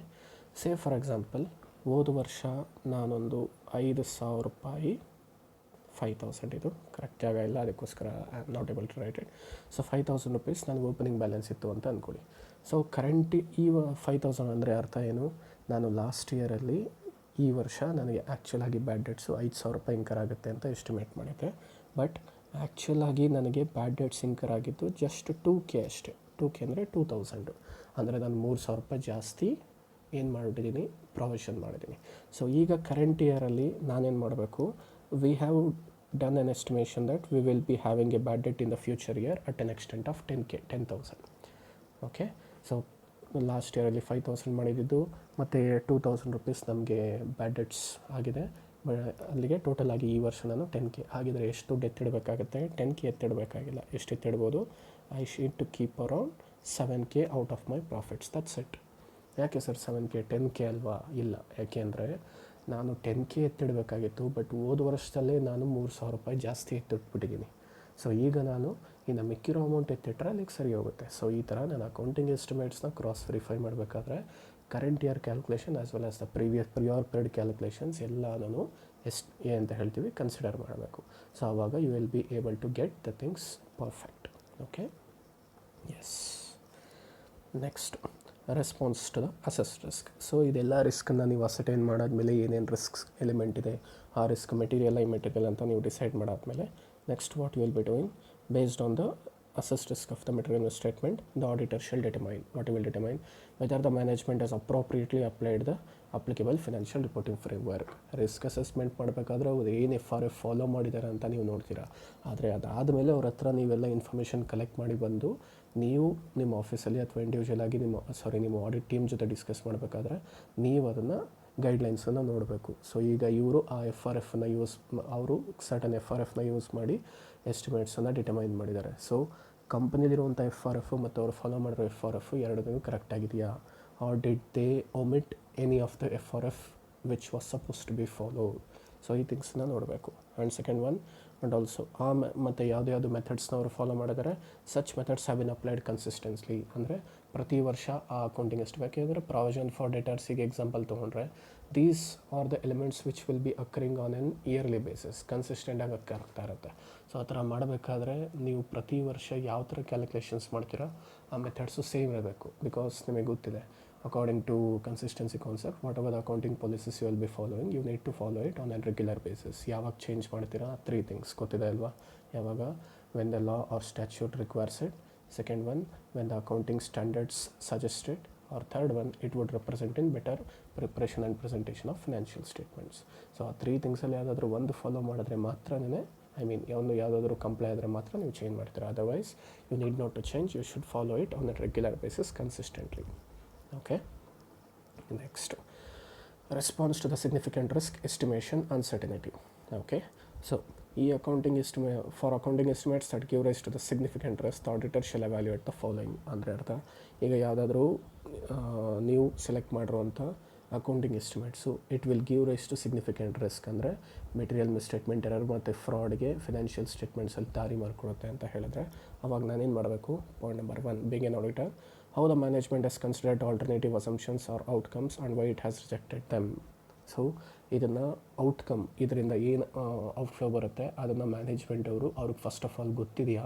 ಅದು ಗೊತ್ತಿದೆ ಅಂತ ಹೇಳಿದ್ರೆ how did they disclose it, and also ಅದನ್ನು disclose ಮಾಡೋದಕ್ಕೆ ಏನೇನು alternative options ಇದೆ, ಅದರಲ್ಲಿ ಯಾವ ಆಲ್ಟರ್ನೇಟಿವ್ ಆಪ್ಷನ್ಸಲ್ಲಿ which option did they select and which option did they rejected and why did they actually select it and reject it. ಎಲ್ಲದಕ್ಕೂ reason ಬೇಕು. Okay, and also second one, whether the significant assumptions used by the management are reasonable. ಅದು ಅಷ್ಟೇ. ಈಗ ಯಾವುದಾದ್ರೂ ಕೆಲವೊಂದು significant aspects ಏನೇನಿರುತ್ತೆ, ಈಗ ಅದನ್ನು ನಾವೇ ಅಂದರೆ ಪ್ರಾವಿಷನ್ಸ್ಗೆ ಅವ್ರು ಏನೇನು ಯೂಸ್ ಮಾಡಿರ್ತಾರೆ ಅದಕ್ಕೆ ಅವರ explanations and also management enquiry ಕೇಳಬೇಕು. ಓಕೆ, ಸೊ ಆವಾಗ ನಾವು ಅವ್ರಿಗೆ ಕೇಳ್ಬೋದು. ಫಾರ್ ಎಕ್ಸಾಂಪಲ್, ಈಗ ಜನರಲ್ ಆಗಿ ಯಾವುದಾದ್ರೂ ಒಂದು ಎಕ್ಸಾಂಪಲ್ ತೊಗೋಬೇಕು ಅಂತ ಹೇಳಿದ್ರೆ, ಇದು ಬೇರೆ ಇನ್ನೊಂದು ಸ್ಟ್ಯಾಂಡರ್ಡ್ಸ್ ಆಡಿಟಿಂಗಲ್ಲೂ ನಾನು ತೊಗೊತೀನಿ, ಇಲ್ಲೂ ತೊಗೊತೀನಿ ಅದೇ ಥರ. ಫಾರ್ ಎಕ್ಸಾಂಪಲ್, ಈಗ ಯಾವುದಾದ್ರೂ ಒಂದು ಕಂಪನಿಯಲ್ಲಿ let us say as an liquor, okay, liquor business ಅಂತಲೇ ತೊಗೊಳ್ಳೋಣ. ಈಗ ಬಿಹಾರಲ್ಲಿ ಲಿಕ್ಕರ್ ಬಿಸ್ನೆಸ್ ಬ್ಯಾನ್ ಮಾಡಬೇಕು ಅಂತ ಒಂದು ಡಿಸೈಡ್ ಮಾಡಿದ್ದಾರೆ ಅಂತ ಅಂದ್ಕೊಳ್ಳಿ. Actually it has been announce that it will B banned in the near future. Okay, but ಅಲ್ಲಿ ಯಾರ್ಯಾರು ಬ್ಯಾಂಕ್ಸ್ ಇದ್ದಾರೆ ಅವರೆಲ್ಲ, ಈಗ ಜನರಲಾಗಿ ನೀವು ಬ್ಯಾಂಕ್ಸ್ಗೆ ಯಾವುದಾದ್ರೂ ಲಿಕ್ಕರ್ ಫೈಲನ್ನು ತೊಗೊಂಡು if you go and ask them to give a loan, they will ಏನಂತ ಹೇಳ್ತೀವಿ, ಕೊಡೋದಕ್ಕೆ ರೆಡಿ ಇರಲ್ಲ. What is the reason behind it ಅಂತ ಹೇಳಿದ್ರೆ, liquor business is treated as a negative business ಅಂತ ಹೇಳ್ತೀವಿ. ಯಾಕೆ ನೆಗೆಟಿವ್ ಬಿಸ್ನೆಸ್ ಅಂತ ಹೇಳೋದು ಅಂದರೆ, ಎಷ್ಟೋ ಪ್ಲೇಸಸಲ್ಲಿ ಆವಾಗಲೇ ಲಿಕ್ಕರು ಬ್ಯಾನ್ ಆಗಿದೆ. So it is under the control of the government. So ಆ ಗೌರ್ಮೆಂಟವರು ಅದನ್ನು ಯಾವಾಗ ಬೇಕಾದ್ರೂ ಬ್ಯಾನ್ ಮಾಡೋವಂಥ ಚಾನ್ಸಸ್ ಇರುತ್ತೆ. ಸೊ ಅವಾಗ ಬ್ಯಾನ್ ಮಾಡಿದಾಗ ಏನಾಗುತ್ತೆ, those persons to whom the loan has been given on the basis of liquor, they will not be able to pay it back on a later basis. ಹೌದಾ? ಆ ಕಾರಣಕ್ಕೋಸ್ಕರ ಯಾರ್ಯಾರಿಗೆ just liquor business ಮಾತ್ರ ಇರುತ್ತೆ ಅವ್ರಿಗೆ ನಾವು ಕೊಡೋದಕ್ಕೆ ಹೋಗಲ್ಲ. ಬಟ್ ಕೆಲವೊಂದು ಸಲ ಅದಕ್ಕೋಸ್ಕರ ನೀವೀಗ ಏನಾದರೂ ಬೀಯಿಂಗ್ ಎ ಬ್ಯಾಂಕ್ ಅದಕ್ಕೆ ನೀವು ಪ್ರಾವಿಷನ್ ಕ್ರಿಯೇಟ್ ಮಾಡ್ಕೋಬೇಕಾಗತ್ತೆ. ಓಕೆ, ಅಕಸ್ಮಾತ್ ಕೊಟ್ಟಿದ್ರೆ. ಸೇ ಫಾರ್ ಎಕ್ಸಾಂಪಲ್, ನಾನು ಆಡಿಟ್ಗೆ ಹೋದಾಗ ಯಾವುದೋ ಒಂದು ಬ್ಯಾಂಕ್ ಅವರು ಒಬ್ಬರಿಗೆ ಲಿಕ್ಕರ್ ಬಿಸ್ನೆಸ್ ಅವ್ರಿಗೆ ಸಾಲ ಕೊಟ್ಟಿರ್ತಾರೆ, ಬಟ್ ಅವ್ರಿಗೆ ಮಾತ್ರ ಪ್ರಾವಿಷನ್ ಕ್ರಿಯೇಟ್ ಮಾಡಿರಲ್ಲ. Say for example that person is X ಅಂತ ಅಂದ್ಕೊಳ್ಳಿ. ಅವ್ರಿಗೆ ಸಾಲ ಕೊಟ್ಟಿದ್ದಾರೆ, ಬೇರೆ ಎಲ್ಲರಿಗೂ ಪ್ರಾವಿಷನ್ ಕ್ರಿಯೇಟ್ ಮಾಡಿದ್ದಾರೆ, but for that person the provision has not been created even if the loan has been given to that person on liquor business. But ಅದನ್ನು ನಾನು ಇನ್ಡೆಪ್ತಲ್ಲಿ ಹೋಗಿ ಅವ್ರಿಗೆ ಕೇಳಿದಾಗ, ಏನಕ್ಕೋಸ್ಕರ ಈ ವ್ಯಕ್ತಿಗೆ ನೀವು ಪ್ರಾವಿಷನ್ ಕ್ರಿಯೇಟ್ ಮಾಡಿಲ್ಲ ಆ್ಯಂಡ್ ಇವರು ನೆಗೆಟಿವ್ ಬಿಸ್ನೆಸ್ ಲಿಸ್ಟಿಗೆ ಬರ್ತಾರೆ, then why didn't you create the provision ಅಂತ ಹೇಳಿದ್ರೆ, ಅವ್ರ ಕಡೆಯಿಂದ ಬರುವಂಥ ಆನ್ಸರ್ ಏನು, ಸರ್ ಇವರಿಗೆ ಲಿಕ್ಕರ್ ಬಿಸ್ನೆಸ್ ಅಷ್ಟೇ ಅಲ್ಲ, ಅದರ ಜೊತೆಗೆ ಅಡಿಷ್ನಲ್ ಬೇರೆ ಎಷ್ಟೊಂದು ಬಿಸ್ನೆಸ್ ಇದೆ. He is having petroleum business and also ಇವ್ರ ಹೆಸರಲ್ಲಿ ಕೆಲವೊಂದು ಬಿಲ್ಡಿಂಗ್ಸ್ ಇದೆ, ಅದರಿಂದ ಅವ್ರಿಗೆ ರೆಂಟ್ ಬರುತ್ತೆ. ಸೊ ಈ ಥರ ಇದ್ದಾಗ ಅಂದರೆ ಅರ್ಥ ಏನು, ದೇರ್ ಇಸ್ ಸರ್ಟನ್ ಬ್ಯಾಕಪ್. ಅವ್ರಿಗೆ ಈಗ ಲಿಕ್ಕರ್ ನಾಳೆ ಏನಾದರೂ ಬ್ಯಾನ್ ಆಯಿತು ಅಂದರೂ, ಲಿಕ್ಕರ್ ಬಿಸ್ನೆಸ್ ಎಲಿಮಿನೇಟ್ ಆಯಿತು ಅಂತ ಹೇಳಿದ್ರೆ, that person is having the eligibility to pay back the amount in the future from the other businesses which is handling. So ಈ ಥರ ಕೆಲವೊಂದು ಅಸಂಪ್ಷನ್ಸು ಮತ್ತು ಸರ್ಟನಿಟೀಸ್ನ ಅವರು ನೋಡಿರ್ತಾರೆ ಮ್ಯಾನೇಜ್ಮೆಂಟವರು, because that is their business which will be dealt by them on an regular basis and they will know what all the ಏನೇನು positive impact ಏನಿರುತ್ತೆ, ಪ್ರೋಸ್ ಆ್ಯಂಡ್ ಕಾನ್ಸ್ ಎಲ್ಲನೂ ಕ್ಲಿಯರ್ ಕಟ್ಟಾಗಿ ಅವ್ರಿಗೆ ಗೊತ್ತಿರುತ್ತೆ. ಸೊ ಬೀಯಿಂಗ್ ಎನ್ ಆಡಿಟರ್ ನನಗೆ ಎಲ್ಲನೂ ಗೊತ್ತಿದೆ ಅನ್ನೋ ಥರ we should not maintain always ಅಂತ ಹೇಳ್ತೀವಿ ಸುಪೀರಿಯರ್ ಅಂತ ಟ್ರೀಟ್ ಮಾಡೋದಲ್ಲ, ಅದ್ರ ಜೊತೆಗೆ ಅವ್ರ ಒಪಿನಿಯನ್ನು ಒಂದ್ಸಲ ಕೇಳಬೇಕಾಗತ್ತೆ. Okay, yes. Next, If in the auditor's judgment, management has not adequately addressed the effects of estimation uncertainty, the auditor shall develop a range within which to evaluate the reasonableness of the accounting estimate. And also next ಅಲ್ಲಿ ಕೊಟ್ಟಿರೋದೇನು auditor judgment ಅಂದರೆ auditor audit ಮಾಡಬೇಕಾದ್ರೆ ಅಕಸ್ಮಾತ್ management ಅವ್ರು ಏನಾದ್ರೂ estimation ಅವ್ರಿಗೆ ಹೇಗೆ calculate ಮಾಡಿದ್ದಾರೆ ಅದರ ಸರ್ಟನಿಟೀಸ್ ಮತ್ತು ಅನ್ಸರ್ಟನಿಟೀಸ್ನ ಕರೆಕ್ಟಾಗಿ ಅಡ್ರೆಸ್ ಮಾಡಿಲ್ಲ ಅಂತ ಹೇಳಿದ್ರೆ ಅವಾಗ ನಾವೇನು ಮಾಡಬೇಕು, we need to perform the alternate auditing procedures to make sure that it is not having an greater impact on the financial statements. ಯಾಕೆಂತ ಹೇಳಿದ್ರೆ ಈಗ ಅದರ ಮೇಲೆ ನನಗೆ ರಿಲಯಬಿಲಿಟಿ ಹೊರಟೋಯ್ತು. ಯಾಕೆ? Because they have not clear ಏನಂತ ಹೇಳ್ತೀವಿ ಟ್ರಾನ್ಸ್ಪರೆಂಟಾಗಿ ಎಲ್ಲನೂ ಮೆನ್ಷನ್ ಮಾಡಿಲ್ಲ. So as a reason of that ನನಗೆ ಎಲ್ಲಿ ರಿಲಯಬಿಲಿಟಿ ಮಿಸ್ ಆಗ್ತದೆ ಆ ಫೀಲ್ಡಲ್ಲಿ ನಾನು ಸ್ವಲ್ಪ ಇನ್ಡೆಪ್ತ್ ವರ್ಕ್ ಮಾಡಿ ಇನ್ನು ಆಲ್ಟರ್ನೇಟಿವ್ ಪ್ರೊಸೀಜರ್ಸ್ನ ಪರ್ಫಾರ್ಮ್ ಮಾಡಿ ಸಫಿಷಿಯೆಂಟ್ ಆ್ಯಂಡ್ ಅಪ್ರೋಪ್ರಿಯೇಟ್ ಆಡಿಟ್ ಎವಿಡೆನ್ಸ್ನ ಕಲೆಕ್ಟ್ ಮಾಡಿ I should get satisfied myself that those are free from errors and frauds. ಇಲ್ಲ ಅಂತ ಹೇಳಿದ್ರೆ ನಾನು ಆಡಿಟ್ ರಿಪೋರ್ಟಲ್ಲಿ ಅದನ್ನು ಡ್ರಾಫ್ಟನ್ನು ಮಾಡಿಫೈ ಮಾಡಬೇಕಾಗತ್ತೆ. ಓಕೆ, ನೆಕ್ಸ್ಟ್ ಆ್ಯಂಡ್ ಆಲ್ಸೋ ಇಲ್ಲಿ measurement and disclosures related to the accounting estimates. Number 1, the auditor shall obtain sufficient and appropriate audit evidence about whether the accounting estimates and the disclosures same. disclosure ಮಾಡಬೇಕಾದ್ರೆ ನೀವೇನೇನು ಮಾಡ್ತೀರಾ ಅಂದರೆ ಅವ್ರು ಹೇಗೆ calculate ಮಾಡಿದ್ದಾರೆ ಮತ್ತು ಅವರು ಹೇಗೆ ಅಸಟೈನ್ ಮಾಡಿದ್ದಾರೆ ಅನ್ನೋದಕ್ಕೆ ಕರೆಕ್ಟಾಗಿ ಸಫಿಷಿಯಂಟ್ ಆ್ಯಂಡ್ ಅಪ್ರೋಪ್ರಿಯೇಟ್ ಆಡಿಟ್ ಎವಿಡೆನ್ಸಸ್ನ ಕಲೆಕ್ಟ್ ಮಾಡಬೇಕು. ಮತ್ತು second one, for accounting estimates that give rise to significant risk, the auditor shall check adequacy of the disclosure of their estimation uncertainty in the financial statement. So ಅಲ್ಲಿ ಏನಾದರೂ uncertainties ಇತ್ತು ಅಂತ ಹೇಳಿದ್ರೆ ಆ uncertainties ಇದ್ದರೆ ನೀವೇನು ಮಾಡಬೇಕಾಗತ್ತೆ, ನಿಮ್ಮ ಸಪ್ರೇಟ್ ಕಾಲಮಲ್ಲಿ it is an management report ಆಗಿರ್ಬೋದು, ಆ ಮ್ಯಾನೇಜ್ಮೆಂಟ್ ಅವರು ಅದನ್ನು ಪ್ರಿಪೇರ್ ಮಾಡಿದ್ರೆ ಮ್ಯಾನೇಜ್ಮೆಂಟ್ ರಿಪೋರ್ಟಲ್ಲಿ ಸಪ್ರೇಟಾಗಿ ಹೈಲೈಟ್ ಮಾಡಿರಬೇಕು. ಸೊ ಅದನ್ನು ಮಾಡಿದಾರೋ ಇಲ್ವೋ ಅನ್ನೋದನ್ನು ಒಂದ್ಸಲಿ ನೀವು ಕ್ರಾಸ್ ಚೆಕ್ ಮಾಡಬೇಕಾಗತ್ತೆ. ಓಕೆ, ಸೊ ಡಿಸ್ಕ್ಲೋಜರ್ ಕಂಟೆಂಟ್ ಅಂದರೆ ಇಲ್ಲಿ ನಾವು ಮಾತಾಡ್ತಿರೋದು ನಮ್ಮ ಅಕೌಂಟಿಂಗ್ ಸ್ಟ್ಯಾಂಡರ್ಡ್ಸಲ್ಲಿ ನಾವೇನೇನು ಡಿಸ್ಕ್ಲೋಸ್ ಮಾಡಬೇಕಂತ ಇರುತ್ತಲ್ಲ, so in the same way ಇಲ್ಲೂ ಡಿಸ್ಕ್ಲೋಜರ್ ಐಟಮ್ಸ್ ಇರುತ್ತೆ. ಸೊ ಅದು ನಾವೇನೇನು ಆಡಿಟ್ ಎವಿಡೆನ್ಸಸ್ನ ಕಲೆಕ್ಟ್ ಮಾಡಿದ್ದೀವಿ ಅದನ್ನು ನಾವು ಡಿಸ್ಕ್ಲೋಸ್ ಮಾಡ್ಕೋಬೇಕು. ಆ್ಯಂಡ್ ಆಲ್ಸೋ ಸೆಕೆಂಡ್ ಥಿಂಗ್, ಆ ಅಕೌಂಟಿಂಗ್ ಎಸ್ಟಿಮೇಟ್ಸ್ ಏನಾದರೂ ಅನ್ಸರ್ಟನಿಟೀಸ್ಗೆ ಪಿಕ್ಚರ್ ಕೊಡುತ್ತೆ ಅಂತ ಹೇಳಿದ್ರೆ, if it is giving rise to audit uncertainties, we need to also check what all the disclosure has been made in order to get satisfied that all those things has been covered in that aspect. Okay, and third one, the auditor shall review the judgments and decisions made by the management, possible management bias, and also management ಅವರು ಅಲ್ಲಿ estimation ಮಾಡಬೇಕಾದ್ರೆ and also we should keep it in mind, especially ಇದು banks ಕಡೆ ನಡೆಯುತ್ತೆ. ಅವರು non performing assets ಅದೆಲ್ಲ treat ಮಾಡಬೇಕಾದ್ರೆ ಕೆಲವ್ರನ್ನ ಮಾಡಿರ್ತಾರೆ, ಕೆಲವ್ರನ್ನ ಮಾಡಿರಲ್ಲ. ಹೌದಾ, ಅಲ್ಲಿ ಯಾವುದೇ ರೀತಿ ಬಯಾಸ್ ಕ್ರಿಯೇಟ್ ಆಗಿರ್ಬಾರ್ದು ಮ್ಯಾನೇಜ್ಮೆಂಟ್ ಡಿಸಿಷನ್ ಮಾಡಬೇಕಾದ್ರೆ. So they should be completely unbiased or unpartial. So ಅದನ್ನು we should make sure.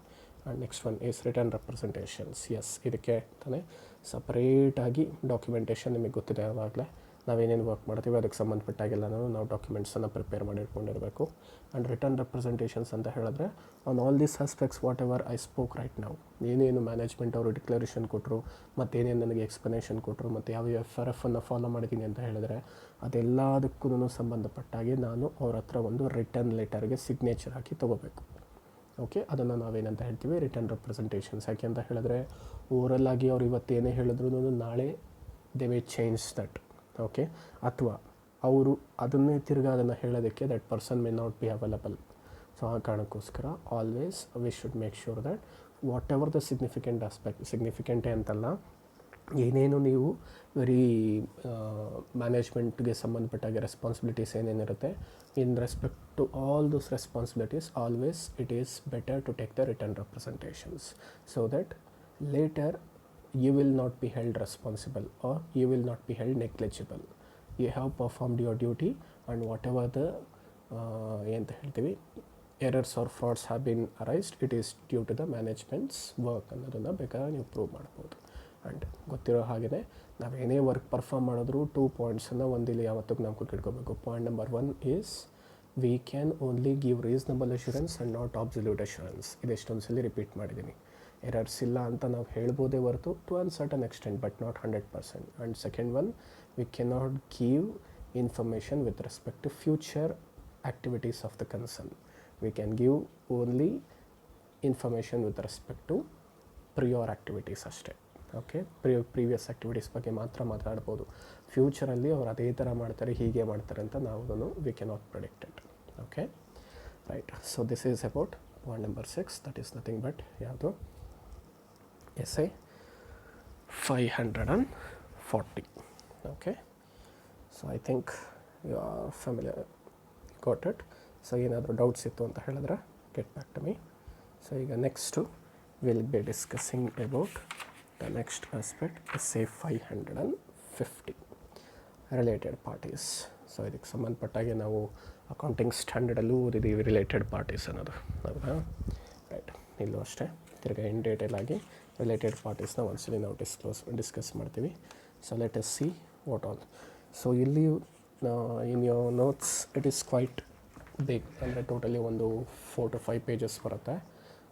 But ನಾನು ನಿಮಗೆ ಕ್ಲಿಯರ್ ಕಟ್ಟಾಗಿ ಇಲ್ಲಿ ನೋಟ್ ಪ್ಯಾಡಲ್ಲಿ ಯಾವುದ್ಯಾವುದು ವೆರಿ ಇಂಪಾರ್ಟೆಂಟ್ ಐಟಮ್ಸ್ ಇರುತ್ತೆ ಅದನ್ನು ಹೈಲೈಟ್ ಮಾಡ್ತೀನಿ.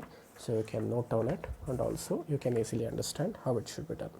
ಓಕೆ, ಸೊ ಜನರಲಿ ನಿಮಗೆ ಇವಾಗ ಆಗಲೇ ರಿಲೇಟೆಡ್ ಪಾರ್ಟೀಸ್ ಅಂದರೆ ಏನು ಅನ್ನೋದು ಒಂದು ಐಡಿಯಾ ಇದೆ. ಓಕೆ, ಏನು ರಿಲೇಟೆಡ್ ಪಾರ್ಟೀಸ್ ಅಂತ ಹೇಳಿದ್ರೆ it is nothing but those person with whom the transaction has been done by the entity will be having a significant control. ಅಂದರೆ they will be having an ability to control the price of the transaction or some other aspects of the transaction. Profits ಅಥವಾ ಏನಾದರೂ ಟ್ರಾನ್ಸಾಕ್ಷನಲ್ಲಿ affect ಮಾಡೋವಂಥ chances ಇರುತ್ತೆ. So arm lens transaction ಅಂತ ಹೇಳ್ತೀವಿ. ಏನು arm lens transaction ಅಂದರೆ ಒಬ್ಬ 2 persons ಅನ್ನೋನ್ ಪರ್ಸನ್ಸ್ ಮಧ್ಯೆ ಏನು ಟ್ರಾನ್ಸಾಕ್ಷನ್ ನಡೆದಿರುತ್ತೆ ಅದೇ ಥರ ಟ್ರಾನ್ಸಾಕ್ಷನ್ನು ರಿಲೇಟೆಡ್ ಪಾರ್ಟೀಸ್ ಮಧ್ಯೆನೂ ನಡೆದಿರುತ್ತೆ ಅಂತ ಹೇಳೋದಕ್ಕಾಗಲ್ಲ. ಫಾರ್ ಎಕ್ಸಾಂಪಲ್ ಯಾಕೆ ಅಂತ ಹೇಳಿದ್ರೆ, ಈಗ I am an shop owner and I will be selling certain product. ಯಾವುದೋ ಒಂದು ಪ್ರಾಡಕ್ಟನ್ನು ನಾನು ಒಬ್ಬ ಅನ್ನೋನ್ ಪರ್ಸನಿಗೆ ಕೊಡ್ತೀನಿ ಅಂತ ಅಂದ್ಕೂಡೆ I will be charging 100 rupees and I will be selling the same product to my father. Okay, and am I collecting the amount? If answer is no, why didn't you collect it? And point number 2, if answer is yes, how much did you collect? Whether did you collect the same amount or lesser amount? If you collected the same amount, need not to worry. 100 collect ಮಾಡಿದ್ರೆ no problem. If you collected less amount, then why did you collect the less amount? ಏನಕ್ಕೋಸ್ಕರ discount ಕೊಟ್ಟರೆ? Because ಬೇರೆ ಪರ್ಸನ್ಸಿಗೆ ನೀವು discount ಕೊಡ್ತಾ ಇಲ್ಲ, just for the sake that he is your father you are giving him discount. Sir ಫಾದರಿಗೆ discount ಕೊಡಬಾರ್ದು, is an so known party to us. Income ಟ್ಯಾಕ್ಸಲ್ಲಿ ನಿಮಗೆ ಗೊತ್ತಿದೆ, ದಟ್ ಈಸ್ ಪರ್ಸನ್ಸ್ ಅಂತ ಅಂದಾಗ ಎಲ್ಲರೂ ಇಂಡಿವಿಜುವಲ್ಸೇ. ಇಲ್ಲಿ ರಿಲೇಷನ್ಶಿಪ್ ಯಾವುದೇ ಕಾರಣಕ್ಕೂ ಪಿಕ್ಚರಿಗೆ ಬರಲ್ಲ, ಹೌದಾ? ಸೊ ಹಿಯರ್ ನಾವಿಲ್ಲಿ ಡಿಸ್ಕಸ್ ಮಾಡ್ತಿರೋವಂಥ ಆಸ್ಪೆಕ್ಟ್ ರಿಲೇಟೆಡ್ ಪಾರ್ಟೀಸಲ್ಲಿ first and most important activity ನಾವಿಲ್ಲಿ ಚೆಕ್ ಮಾಡಬೇಕಾಗಿರೋದೇನು ಅಂತ ಹೇಳಿದ್ರೆ, who are the related parties. ಇದನ್ನು ಕ್ಲಿಯರ್ ಕಟ್ಟಾಗಿ ಫಸ್ಟು ನಾವು ಡಿಸ್ಕಸ್ ಮಾಡ್ಕೋಬೇಕು. ಇದನ್ನು ರಿಲೇಟೆಡ್ ಪಾರ್ಟೀಸ್ ಅಂತ ಡಿಸ್ಕಸ್ ಮಾಡೋದಕ್ಕೆ definition is very important. Okay, ಅದು ಡೆಫಿನೇಷನ್ನು ನಿಮ್ಮ ಆಡಿಟಿಂಗಲ್ಲಿರೋ ಡೆಫಿನೇಷನ್ನು ಸೇಮೇನೆ, ಮತ್ತು ನಿಮ್ಮ ಇದರಲ್ಲಿ ಅದು ಇನ್ಕಮ್ ಟ್ಯಾಕ್ಸಲ್ಲಿರೋ ಡೆಫಿನೇಷನ್ನು ಸೇಮೇನೆ. It is also given in your notes, you can go through it. ಅದನ್ನು ನಾನು ಇನ್ ಡೀಟೇಲ್ ತೊಗೊಳೋದಕ್ಕೋಗಲ್ಲ, ಇನ್ಕಮ್ ಟ್ಯಾಕ್ಸಲ್ಲಿ ಡಿಸ್ಕಸ್ ಮಾಡಿದ್ದೀವಿ. ಓಕೆ, ಸೊ ದೋಸ್ ಆಲ್ರೆಡಿ ಒಂದು 3 to 4 ಪಾಯಿಂಟ್ಸ್ ಇದೆ ಅಷ್ಟೇ ಇಲ್ಲೇ ನಿಮ್ಮ ನೋಟ್ಸಲ್ಲಿ. You can easily go through it. ಯಾರಾದರೂ ಅಂದರೆ ಶಾರ್ಟ್ ಆ್ಯಂಡ್ ಸಿಂಪಲ್ ಆಗಿ ಹೇಳ್ಬೇಕಂದ್ರೆ, who will be having the ability to control the affairs of the enterprise. Okay, right. So ಈ ರಿಲೇಟೆಡ್ ಪಾರ್ಟೀಸ್ ಟ್ರಾನ್ಸಾಕ್ಷನ್ಸಲ್ಲಿ ನಾನು ಬಿಗಿನಿಂಗಲ್ಲಿ ಐಡೆಂಟಿಫೈ ಮಾಡಬೇಕಾಗಿರೋದು ಏನು ಅಂತ ಹೇಳಿದ್ರೆ, there are certain key aspects. Whatever the transactions has been done with the related parties, we need to check point number 1, C, correctness. ಅಂದರೆ ಇಲ್ಲಿ ಟ್ರಾನ್ಸಾಕ್ಷನ್ ಜಸ್ಟ್ ರಿಲೇಟೆಡ್ ಪಾರ್ಟೀಸ್ ಇದ್ದಾರೆ ಅಂದರೆ ಒಂದೇ ಒಂದು ಕಾರಣಕ್ಕೆ ಅದು ತಪ್ಪು ಅಂತ ನಾವು ಹೇಳೋದಕ್ಕಾಗಲ್ಲ. There may be chances that person may be known to me, ಆದರೆ ಸ್ಟಿಲ್ ಅಲ್ಲಿ ಟ್ರಾನ್ಸಾಕ್ಷನ್ ಯಾವುದೇ ಕಾರಣಕ್ಕೂ ಪ್ರೈಸ್ ಇನ್ಫ್ಲುಯೆನ್ಸ್ ಆಗಿರಲ್ಲ. ನಾರ್ಮಲ್ ಆಗಿ ಪಾರ್ಟೀಸ್ಗೆ ನಾವು ಏನು ದುಡ್ಡು ಕೊಡಬೇಕಾಗಿರುತ್ತೆ ಅದೇ ಪ್ರೈಸಲ್ಲೇ ಟ್ರಾನ್ಸಾಕ್ಷನ್ ನಡೆದಿರ್ತೀವಿ. ಓಕೆ, ಅದನ್ನೊಂದು ಚೆಕ್ ಮಾಡಬೇಕು. Next one we need to check is ಇ ಅಂತ ಹೇಳಿದ್ರೆ existence, whether the transaction has come into picture and also what did it give rise to. Did it give rise to any asset or liability? So asset and ಲಯಬಿಲಿಟಿನ ನಮ್ಮ balance ಶೀಟಲ್ಲಿ ಯಾವ ಥರ ನಾವು disclose ಮಾಡಿದ್ದೀವಿ and valuation and measurement accordingly ಹೇಗಾಗಿದೆ ಅದನ್ನು ನಾವು ಚೆಕ್ ಮಾಡಬೇಕು.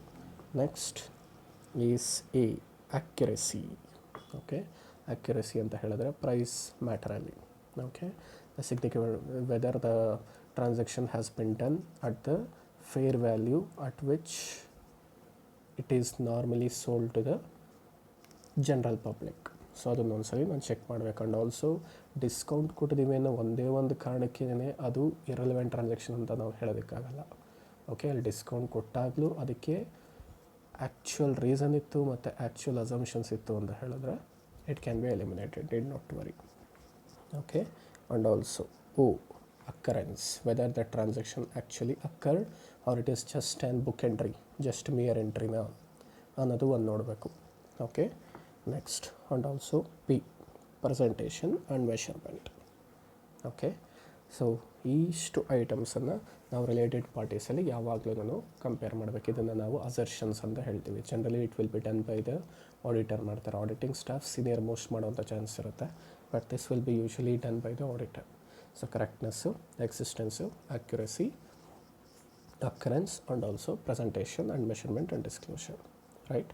ಸೊ ಈಗ ಒಬ್ಬ ಆಡಿಟರು ರಿಲೇಟೆಡ್ ಪಾರ್ಟೀಸನ್ನು ಯಾವ ಥರ ಆಡಿಟ್ ಮಾಡಬೇಕು ಅನ್ನೋದನ್ನು ಕ್ಲಿಯರ್ ಕಟ್ಟಾಗಿ ನಾವು ಸ್ಟಡಿ ಮಾಡಬೇಕಂತ ಹೇಳಿದ್ರೆ ಪಾಯಿಂಟ್ ನಂಬರ್ 1 ಹೇಗೆ ಮಾಡ್ತಾನೆ ಅವನು, ಇದನ್ನು ನಾವೇನಂತ ಹೇಳ್ತೀವಿ ಅಂದ್ರೆ will be treating it as objectives. How we will do it? First of all you need to understand what you mean by the term RP. Okay, related parties ಅಂದರೆ ಏನು, ಆ್ಯಂಡ್ ಆಲ್ಸೋ ರಿಲೇಟೆಡ್ ಪಾರ್ಟೀಸು ಇಲ್ಲಿ ಯಾರ್ಯಾರಿದ್ದಾರೆ, and you should check what are the transactions between the management ಪ್ರಕಾರ. Okay, plus ನಾವಿಲ್ಲಿ entry ಆಗಿದ ತಕ್ಷಣವೇ ಅಲ್ಲಿ related parties ಯಾರು ಮತ್ತು ಯಾವ್ಯಾವ ಟ್ರಾನ್ಸಾಕ್ಷನ್ ರಿಲೇಟೆಡ್ ಪಾರ್ಟಿ ಅಂತ ಹೋಗಿದ ತಕ್ಷಣ ನಾವು ಐಡೆಂಟಿಫೈ ಮಾಡೋದಕ್ಕಾಗಲ್ಲ. It is not possible. ಯಾವುದೇ ಸ್ಕ್ಯಾನರ್ ಅಥವಾ ಅದನ್ನು ನಾವು ಹೈಲೈಟ್ ಮಾಡಿದ ತಕ್ಷಣ ಡಾಕ್ಯುಮೆಂಟ್ ಮೇಲೆ this is an related party, this is an not related party ಅಂತ ಇಲ್ಲ. ಈ ಆಬ್ಜೆಕ್ಟಿವಲ್ಲಿ ಫಸ್ಟು ನಾನು ಹೇಳ್ತಾ ಇರೋದು ರಿಲೇಟೆಡ್ ಪಾರ್ಟಿ ಯಾರ್ಯಾರು ಮತ್ತು ಆ ಟ್ರಾನ್ಸಾಕ್ಷನ್ಸ್ ಯಾವ್ದು ಅಂತ V should go and as the management. ಅವ್ರನ್ನ ಫಸ್ಟ್ ಕೇಳಬೇಕು. ಸೊ ಇದನ್ನು ಕೇಳಿದ ಮೇಲೆ there are certain accounting standards like 350. ನೀವು ಇದುವರೆಗೂ ನಾನು ಮಾಡಿಲ್ಲ, ಅದನ್ನು will be discussing in the next chapter. 350, 330 and 240. So ಈ 315, 330 ಆ್ಯಂಡ್ 240ಗೆ ಸಂಬಂಧಪಟ್ಟ ಹಾಗೆ ಈ ಅಕೌಂಟಿಂಗ್ ಸ್ಟ್ಯಾಂಡರ್ಡ್ ಲಿಂಕ್ ಆಗಿರುತ್ತೆ. ಯಾಕೆ ಅಂತ ಹೇಳಿದ್ರೆ ಇಲ್ಲಿ ಫ್ರಾಡ್ ಇದೆ, ಅಂದರೆ 240 ಅಂದರೆ ಫ್ರಾಡ್ ಇರುತ್ತೆ. ಕೆಲವೊಂದು ಮೆಟೀರಿಯಲ್ ಸ್ಟೇಟ್ಮೆಂಟ್ಸು ನಾವು ರಿಸ್ಕನ್ನು 315ನಲ್ಲಿ ಓದ್ತೀವಿ. ಸೊ ಆ ಥರ ಇಲ್ಲಿ ಒಂದೊಂದು ಸ್ಟ್ಯಾಂಡರ್ಡ್ಸನ್ನು ಆಡಿಟಿಂಗಲ್ಲೂ ಕೆಲವೊಂದು ಆಸ್ಪೆಕ್ಟ್ಸ್ ಇದೆ. ಸೊ ಆ ಕಾರಣಕ್ಕೋಸ್ಕರ ಇಲ್ಲೇನಾದರೂ ನನಗೆ ಫ್ರಾಡ್ ಅಕ್ಕರಾಗಿದೆ ಅಂತ ಹೇಳಿದ್ರೆ ರಿಲೇಟೆಡ್ ಪಾರ್ಟೀಸ್ಗೆ ಸಂಬಂಧಪಟ್ಟಾಗೆ I need to write it in 2 things. ಒಂದು SA 560 ಇದರಲ್ಲೂ ಬರೀಬೇಕು, and also I need to write it in SA 240 ಅಲ್ಲೂ ಬರೀಬೇಕು. ಸೊ ಆ ಕಾರಣಕ್ಕೆ and also it risk oriented ಆಗಿತ್ತು ಅಂತ ಹೇಳಿದ್ರೆ 315 will come into picture. So ಇದೆಲ್ಲನೂ ನಾವು ಕವರೇಜ್ ಮಾಡಬೇಕು. What are the links between this related party transactions and as compared to 315, 330 and 240. We need to check it. And also we need to check ROMM. What is the extent of risk coverage? Okay, risk of material misstatement ಎಷ್ಟಿದೆ, ಇದು ಎಷ್ಟಿದೆ ಅನ್ನೋದು ನಮ್ಗೆ ಹೆಂಗೆ ಗೊತ್ತಾಗುತ್ತೆ? It depends upon the internal control system.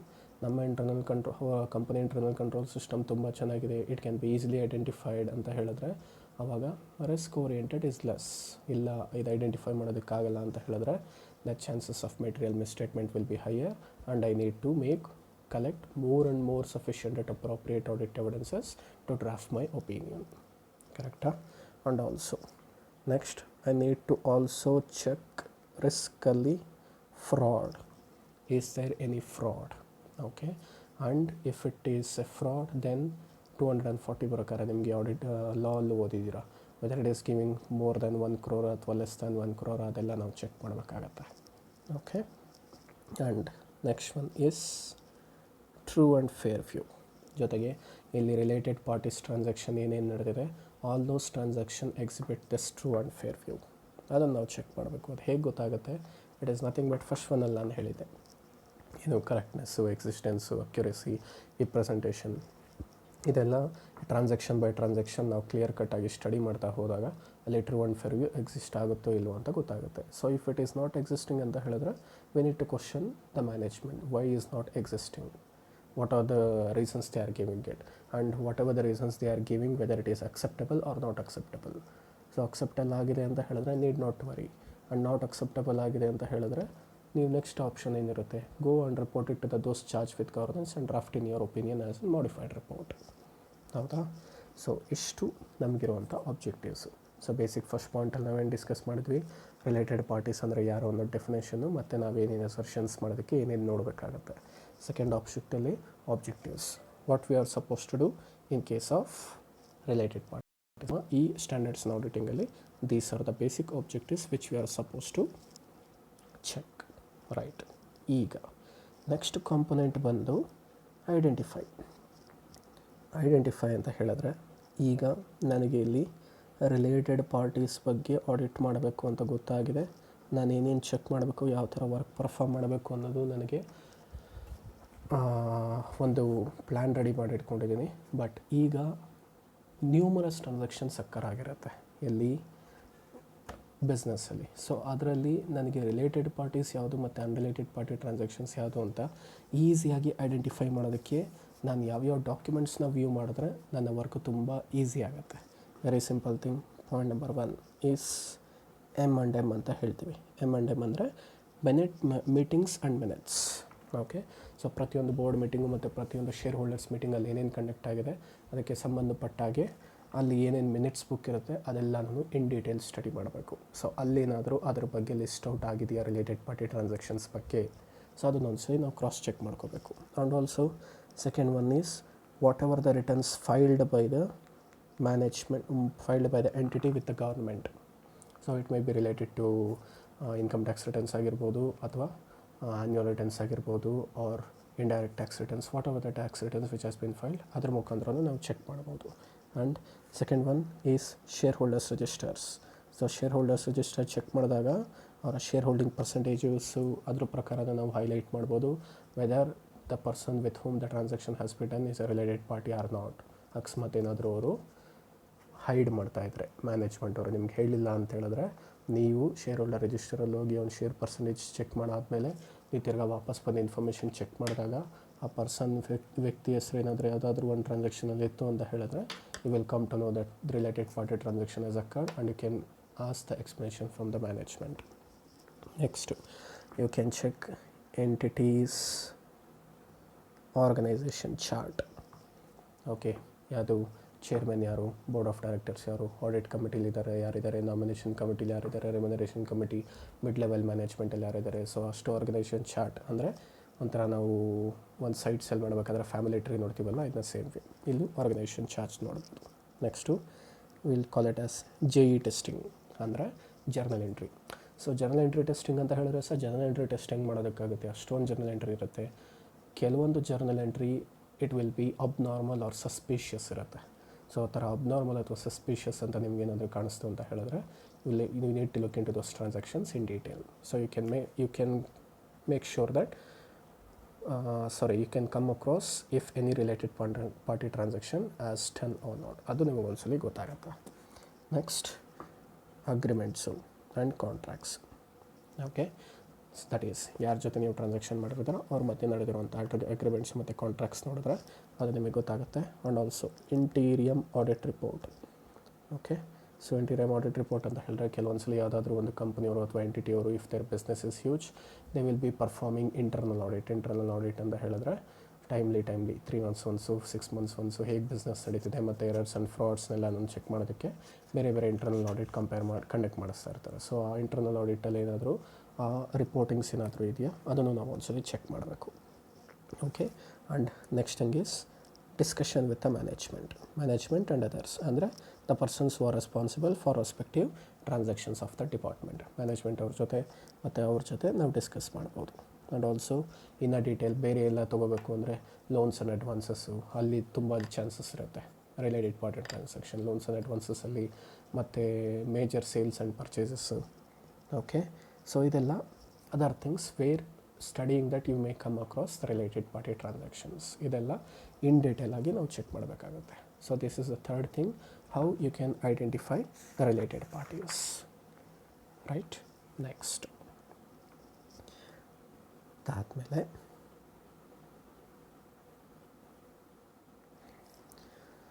Is risk of material misstatement. Okay. So ಇಲ್ಲಿ related party ಟ್ರಾನ್ಸಾಕ್ಷನ್ಸಲ್ಲಿ ಇಷ್ಟೆಲ್ಲ ನಾವು ಸ್ಟಡಿ ಮಾಡಾದಮೇಲೆ ಇನ್ನು ನಾವು ಎಷ್ಟು ರಿಲೇಟೆಡ್ ಪಾರ್ಟಿ ಟ್ರಾನ್ಸಾಕ್ಷನ್ ಯಾವುದು ಅಂತ ನಮ್ಗೆ ಹೈಲೈಟ್ ಮಾಡೋದಕ್ಕೆ ಗೊತ್ತಾಯಿತು. ಸೊ ಇದೆಲ್ಲ ನೋಡಾದ್ಮೇಲೆ ನನಗೊಂದು ಟ್ರಾನ್ಸಾಕ್ಷನ್ಸ್ ಯಾವುದಾದ್ರು ರಿಲೇಟೆಡ್ ಪಾರ್ಟಿ ಇನ್ಕ್ಲೂಡ್ ಆಗಿದ್ದಾರೆ ಅದೆಲ್ಲದನ್ನು ನಾನು ಸೆಗ್ರಿಗೇಟ್ ಮಾಡಿ ಒಂದು ಕಡೆ ಬರೆದಿಟ್ಕೊಂಡಿದ್ದೀನಿ. ಈಗ ಈ ಟ್ರಾನ್ಸಾಕ್ಷನ್ಸಲ್ಲಿ ಎಷ್ಟು ರಿಸ್ಕ್ ಇನ್ವಾಲ್ವ್ಮೆಂಟ್ ಆಗಿದೆ ಅಂತ ನನಗೆ ಗೊತ್ತಾಗಬೇಕು ಅಂತ ಹೇಳಿದ್ರೆ what I am suppose to do, number 1 is enquiry. Management ಜೊತೆ ಎಂಕ್ವೈರಿ ಮಾಡಬೇಕು. ಓಕೆ, ಆ ಟ್ರಾನ್ಸಾಕ್ಷನ್ಗೆ ಸಂಬಂಧಪಟ್ಟಾಗಿ.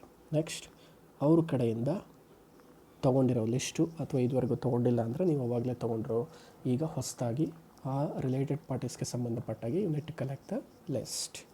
Litre on, if there is any changes in the related parties list as compared to the list given before or later or previous year and current year, ಈ ಥರ ಏನಾದರೂ related parties ಲಿಸ್ಟಲ್ಲಿ ಏನಾದರೂ changes ಇದೆಯಾ? If that changes has occurred, Y?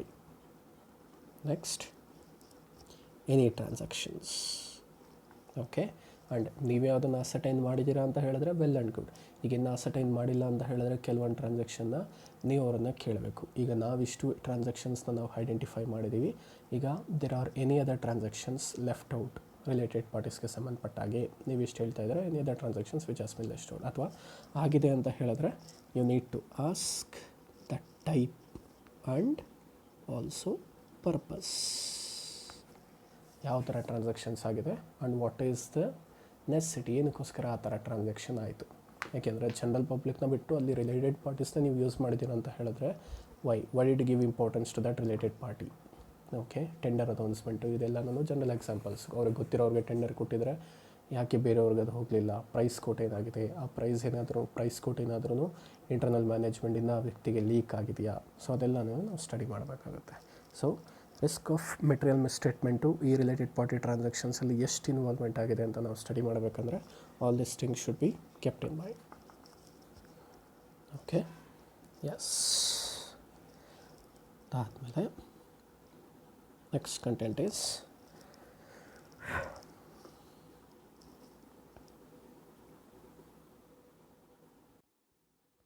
Right. So next content ಇರೋದು enquiry. ಆವಾಗಲೇ ನಾವು just ಏನಂತ ಹೇಳ್ತೀವಿ, ನಾರ್ಮಲ್ ಟರ್ಮ್ಸಲ್ಲಿ ಮ್ಯಾನೇಜ್ಮೆಂಟ್ಗೆ ಎಂಕ್ವೈರಿ ಮಾಡಬೇಕು ಇದ್ರ ಬಗ್ಗೆ ಅಂತ ಹೇಳಿದ್ವಿ. ಬಟ್ ಈ ಎಂಕ್ವೈರಿ ಸ್ಟೇಜು ಇನ್ ಡೀಟೇಲಾಗಿ ನಾವು ಯಾವ ಥರ ಮಾಡ್ತೀವಿ ಅನ್ನೋದು ತಿಳ್ಕೊಂಡಿರಬೇಕು. ಹೇಗೆ? Point number 1, first of all we need to ask the management how do they identify the related parties. ಒಬ್ಬ ವ್ಯಕ್ತಿನ ರಿಲೇಟೆಡ್ ಪಾರ್ಟಿನೋ ಅಲ್ವೋ ಅಂತ ಮ್ಯಾನೇಜ್ಮೆಂಟ್ ಅವರು ಹೇಗೆ ಐಡೆಂಟಿಫೈ ಮಾಡ್ತಾರೆ, ಅದೊಂದು ಕ್ವಶನ್ ನಾವು ಕೇಳಬೇಕು. Second one, after asking this question, second one is who will approve this related party transaction. ಯಾಕೆ ಅಂತ ಹೇಳಿದ್ರೆ related party transaction is an significant or important transaction. So ಈ ಇಂಪಾರ್ಟೆಂಟ್ ಟ್ರಾನ್ಸಾಕ್ಷನ್ನು ನಾರ್ಮಲ್ ಕೋರ್ಸ್ ಆಫ್ ಬಿಸ್ನೆಸ್ಸಲ್ಲಿ ಆಗಲ್ಲ. General ಆಗಿ ನಡೆದ್ರೂ it will be very least amount of transactions ಇರುತ್ತೆ. ಸೊ ಇದು ಇಂಪಾರ್ಟೆಂಟ್ ಐಟಮ್ ಆಗಿರೋದ್ರಿಂದ ಇದನ್ನು ಹ್ಯಾಂಡಲ್ ಮಾಡೋದಕ್ಕೆ ಸಪ್ರೇಟ್ ಡಿಪಾರ್ಟ್ಮೆಂಟ್ ಅಥವಾ ಬೇರೆ ಯಾರಿಗಾದರೂ ಸ್ಪೆಷಲ್ ಪರ್ಮಿಷನ್ ಕೊಟ್ಟಿರ್ತಾರೆ. So you need to ask who is that respective person, on what basis he will approve this transactions. ಅದನ್ನು ನಾವು ಒಂದ್ಸರಿ ನೋಡಬೇಕು. Next, what are the management assertions. ಅಂದರೆ ನಾವು ಫಸ್ಟ್ ಪಾಯಿಂಟಲ್ಲಿ ಹೇಳಿದ್ದೆ ನಾನು, ಕಂಪ್ಲೀಟ್ನೆಸ್ಸು, ಎಕ್ಸಿಸ್ಟೆನ್ಸು, ಆ ಥರ ನಮಗೆ ಗೊತ್ತು ಅದೆಲ್ಲ ಚೆಕ್ ಮಾಡಬೇಕು ಅಂತ. Being a professional we know that all those items should be check ಅಂತ. ಸೊ ಮ್ಯಾನೇಜ್ಮೆಂಟವರು ಆ ಥರ ರಿಲೇಟೆಡ್ ಪಾರ್ಟಿ ಟ್ರಾನ್ಸಾಕ್ಷನ್ಸ್ ಇದ್ದಾಗ what all things they will check. ಅಂದರೆ ಎಸ್ಪೆಷಲಿ ನಾವಿಲ್ಲಿ ಮಾತಾಡ್ತಿರೋದು ಇವ್ರ ಪರವಾಗಿ. ಅವ್ರು ಅಪ್ರೂವ್ ಮಾಡಬೇಕಾದ್ರೆ ಯಾವ ಗೈಡ್ಲೈನ್ಸನ್ನು ಫಾಲೋ ಮಾಡ್ತಾರೆ. And next one, you need to take return representation letter ಅವರಿಂದ ತೊಗೋಬೇಕು. ಯಾಕೆಂದರೆ ನಾನು ಆವಾಗಲೇ ನಿಮ್ಗೆ ಹೇಳಿದೆ, ಸೇಫರ್ ಸೈಡ್ ನೀವು ಆ್ಯಕ್ಟಿವಿಟಿ ಮಾಡಿದ್ದೀರಾ ಮತ್ತು ಅವರು ಫಿನಾನ್ಷಿಯಲ್ ರಿಪೋರ್ಟಿಂಗ್ ಫ್ರೇಮ್ವರ್ಕ್ಸ್ ಪ್ರಕಾರನೇ ಎಲ್ಲನೂ ಮಾಡಿದ್ದಾರೆ ಮತ್ತು ಯಾವುದೇ ರೀತಿ ಎರರ್ಸ್ ಮತ್ತು ಫ್ರಾಡ್ಸ್ ಇಲ್ಲ ಅನ್ನೋದು ಅವ್ರ ಪಾಯಿಂಟ್ ಆಫ್ ವ್ಯೂ ಅವ್ರು ಓವರಲ್ಲಿ ಹೇಳ್ತಾರೆ. ಬಟ್ ನಾಳೆ ಅದನ್ನು ಅವರು ದೆಮೇ ಅಂತ ಹೇಳ್ತೀವಿ, ಮ್ಯಾನಿಪುಲೇಟ್ ಮಾಡ್ಬೋದು ಅವ್ರ ಡೇಟಾನ. ಸೊ ಆ ಕಾರಣಕ್ಕೋಸ್ಕರ I need to take the return representation letter on a safer basis. And also if there is any significant items, ಏನಾದರೂ ಫ್ರಾಡ್ ಮತ್ತು ಎರರ್ಸ್ ಅರೈಸ್ ಆಯಿತು ಅಂತ ಹೇಳಿದ್ರೆ ಅದನ್ನು ನಾವೇನು ಮಾಡಬೇಕಾಗತ್ತೆ, we should go and communicate it with the TCWG, those charge with governance. ಇದು ನಿಮಗೆ ಬಿಗಿನಿಂಗಲ್ಲೇ ಹೇಳಿದ್ದೀನಿ. ಏನು ದೋಸ್ ಚಾರ್ಜ್ ವಿತ್ ಗವರ್ನೆನ್ಸ್ ಅಂದರೆ these people will be handling the policy matters, top most persons in on company or entity. ಅವರು regular day to day ಬಿಸ್ನೆಸ್ಸಲ್ಲಿ involvement ಆಗಲ್ಲ. So ಆ ಥರ ಏನಾದರೂ ಆಗಿದೆ ಅಂತ ಹೇಳಿದ್ರೆ ಫ್ರಾಡ್ಸು, ಮೇಜರ್ ಸಿಗ್ನಿಫಿಕೆಂಟ್ ಐಟಮ್ಸು, ಅದನ್ನು ಹೋಗಿ ನೀವು ಆಡಿಟ್ ರಿಪೋರ್ಟಲ್ಲಿ ಬರೋದಕ್ಕಿಂತ ಮುಂಚೆ TCWG ಜೊತೆ ಡಿಸ್ಕಸ್ ಮಾಡಬೇಕು. Okay, right. ಸೊ ಇದೆಲ್ಲನೂ ನಮಗಿರುವಂಥ ಆಸ್ಪೆಕ್ಟ್ಸು ಎಂಕ್ವೈರಿ ಹೇಗೆ ಮಾಡಬೇಕು ಅನ್ನೋದ್ರ ಬಗ್ಗೆ. Next is, we have almost come to the last content here.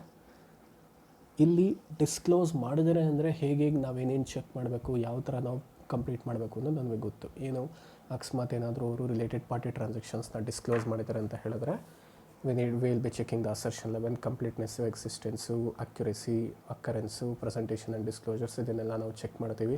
ಮತ್ತು ಅದರ ಜೊತೆಗೆ ನಾವು will also be checking the arms length transaction basis, prices ಬಗ್ಗೆನೂ ನಾವೆಲ್ಲ ಡಿಸ್ಕಸ್ ಮಾಡಿ finally we will come to a picture. Significant ಆಗಿದ್ರೆ, ನಾನ್ ಸಿಗ್ನಿಫಿಕೆಂಟ್ ಆಗಿದ್ರೆ ಏನೇನು ಮಾಡಬೇಕು ಅಂತ ನಮಗೆ ಗೊತ್ತಿದೆ. ಇಫ್ ಇಟ್ ಈಸ್ ಸಿಗ್ನಿಫಿಕೆಂಟ್ ನಾವು ಹೋಗಿ ಒಂದ್ಸಲಿ ಮ್ಯಾನೇಜ್ಮೆಂಟ್ ಅವ್ರ ಜೊತೆ ಡಿಸ್ಕಸ್ ಮಾಡ್ತೀವಿ.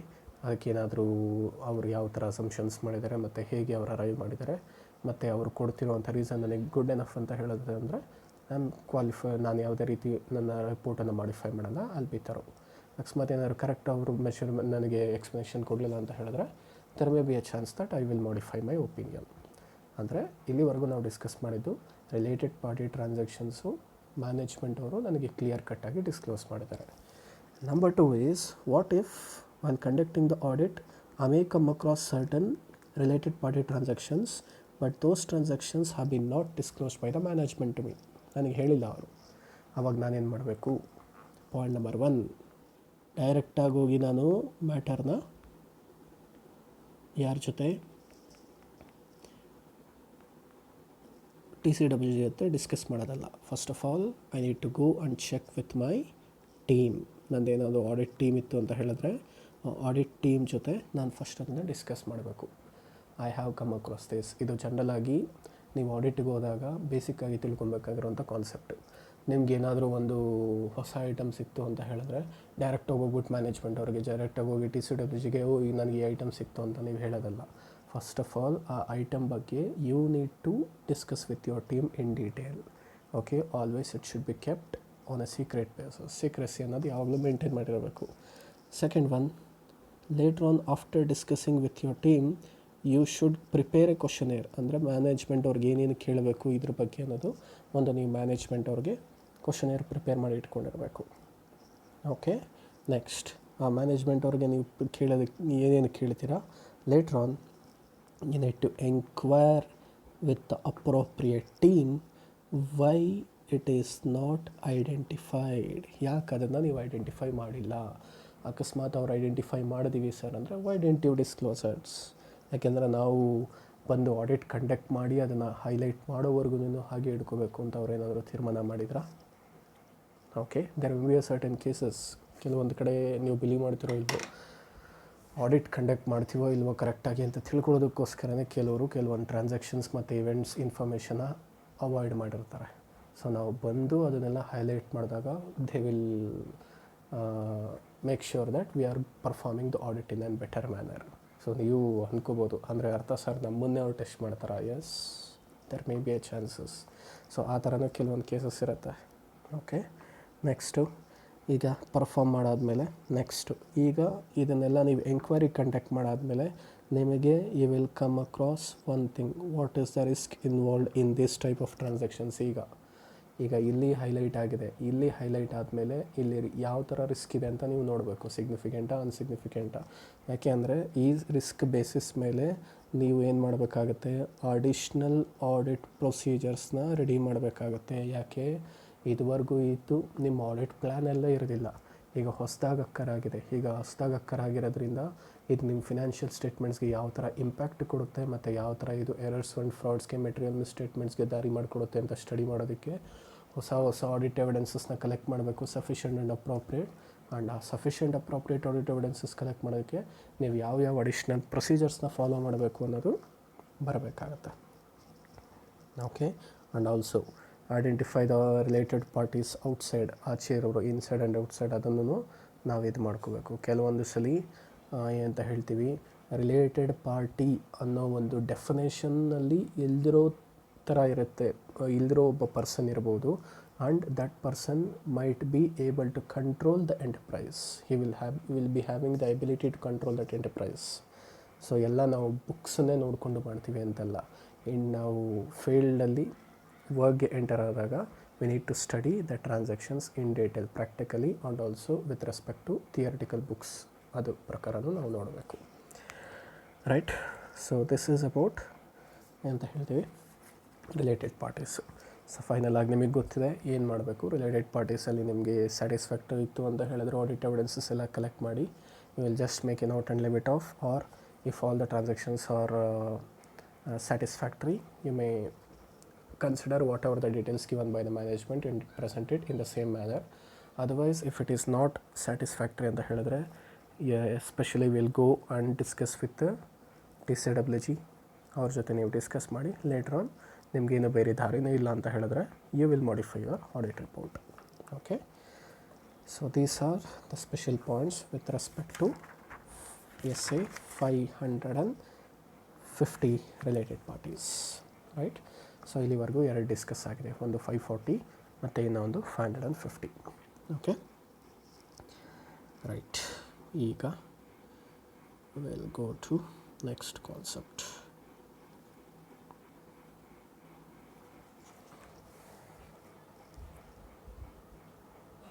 ಎಸ್,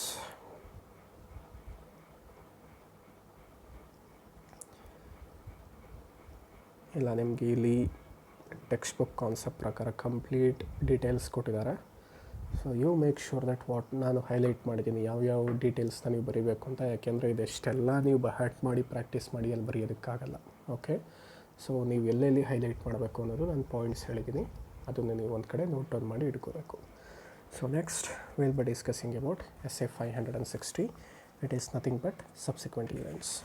ಸೊ ಇಲ್ಲಿ ಸಬ್ಸಿಕ್ವೆಂಟ್ ಇವೆಂಟ್ಸ್ ಅಂದರೆ ಇಲ್ಲೂ ಅಷ್ಟೇ you will come across one of the standards on auditing.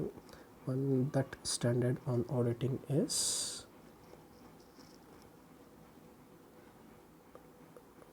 right, that is AS4 and as well as AS29. Okay, ಇವೆರಡು ಸ್ಟ್ಯಾಂಡರ್ಡ್ಸ್ ಆನ್ ಆಡಿಟಿಂಗು ಇಲ್ಲಿ ನಾವು ಕನ್ಸಿಡರ್ ಮಾಡಬೇಕಾಗತ್ತೆ. ಅಂದರೆ ಇಟ್ ಈಸ್ ಇಂಟರ್ಲಿಂಕ್ಡ್, ಅವೆರಡು ನಮಗೆ ಬರೋಂಥ ಚಾನ್ಸ್ ಇರುತ್ತೆ, ರೈಟ್. ಸೊ ಇಲ್ಲಿ ನಾವು ಓದ್ತಾ ಇರೋದು ಸಬ್ಸಿಕ್ವೆಂಟ್ ಇವೆಂಟ್ಸ್ ಅಂತ. ಸೊ AS4 ಅಂದರೆ ಸರ್ ನಮಗೆ ವಿ ಡೂ ರಿಮೆಂಬರ್ ಅಂದರೆ events and transactions, certain events and transactions which has be done after the financial year but before making the audit report. ಆ ಟ್ರಾನ್ಸಾಕ್ಷನ್ಸಲ್ಲಿ ನೀವು ಓದಿದ್ದೀರ, ಜ್ಞಾಪಕ ಇದೆ ನಿಮಗೆ. ಸೊ ಬ್ಯಾಲೆನ್ಸ್ ಶೀಟ್ಗಿಂತ ಮುಂಚೆ ಯಾವುದಾದ್ರೂ ಒಂದು ಟ್ರಾನ್ಸಾಕ್ಷನ್ ಇದ್ದು ಅದಕ್ಕೆ ಸಂಬಂಧಪಟ್ಟಾಗ ಏನಾದರೂ ಇವೆಂಟ್ ನಡೆದಿದೆ ಅಂದರೆ ಯಾವಾಗ ನಡಿಬೇಕಾ event, the event should happen after 31st March but before the audit report has been signed. So ಅಂಥ ಐಟಮ್ಸ್ನ ನಾವು ಸಬ್ಸಿಕ್ವೆಂಟ್ ಇವೆಂಟ್ಸ್ ಅಂತ ಹೇಳ್ತೀವಿ. ಸೊ ಆ ಥರ ಸಬ್ಸಿಕ್ವೆಂಟ್ ಇವೆಂಟ್ಸ್ನ ನಾವು ಯಾವ ಥರ ಆಡಿಟ್ ಮಾಡಬೇಕು and also how you should disclose it in your books of accounts ಅನ್ನೋದು ತುಂಬ ಇಂಪಾರ್ಟೆಂಟ್. ಓಕೆ, ಸೊ ಅದರ ಬಗ್ಗೆ ನಾವಿಲ್ಲಿ ಸ್ಟಡಿ ಮಾಡ್ತೀವಿ. And this standards on auditing is having this standard on auditing is having the relationship with AS4 as well as AS29. Okay, so let us start it. So ಇಲ್ಲಿ ನಾನು ಈಗ ತಾನೇ ನಿಮಗೆ ಹೇಳಿದೆ, basically there are certain things, 3 ಪಾಯಿಂಟ್ಸ್ನ ತಗೊಳ್ಳೋಣ. Point number 1 31st March. Point number 2 is say 31st March ನನ್ನ financial year end ಆಗುತ್ತೆ ಮತ್ತು ನಾನು ಅವತ್ತು ಬುಕ್ಸ್ ಆಫ್ ಅಕೌಂಟ್ಸ್ ಕ್ಲೋಸ್ ಮಾಡ್ತೀನಿ. And say for example 31st May I will prepare my audit report and I will sign it. Okay, ಅದಾದಮೇಲೆ ಇಲ್ಲಿ ಇನ್ನೂ 2 date ಕೊಡ್ತೀನಿ, ಒಂದೇ ನಿಮಿಷ. I will write it once again. 31st March, next 31st May, next 30th June, and next ಯಾವತ್ತು 15th September. These are the 4 dates. So 31st March I will be closing my books of accounts na close ಮಾಡ್ತೀನಿ. And 31st May I will be preparing my audit report. And 30th 6 I will be giving it to the management. Okay, management ಕೊಡ್ತೀನಿ.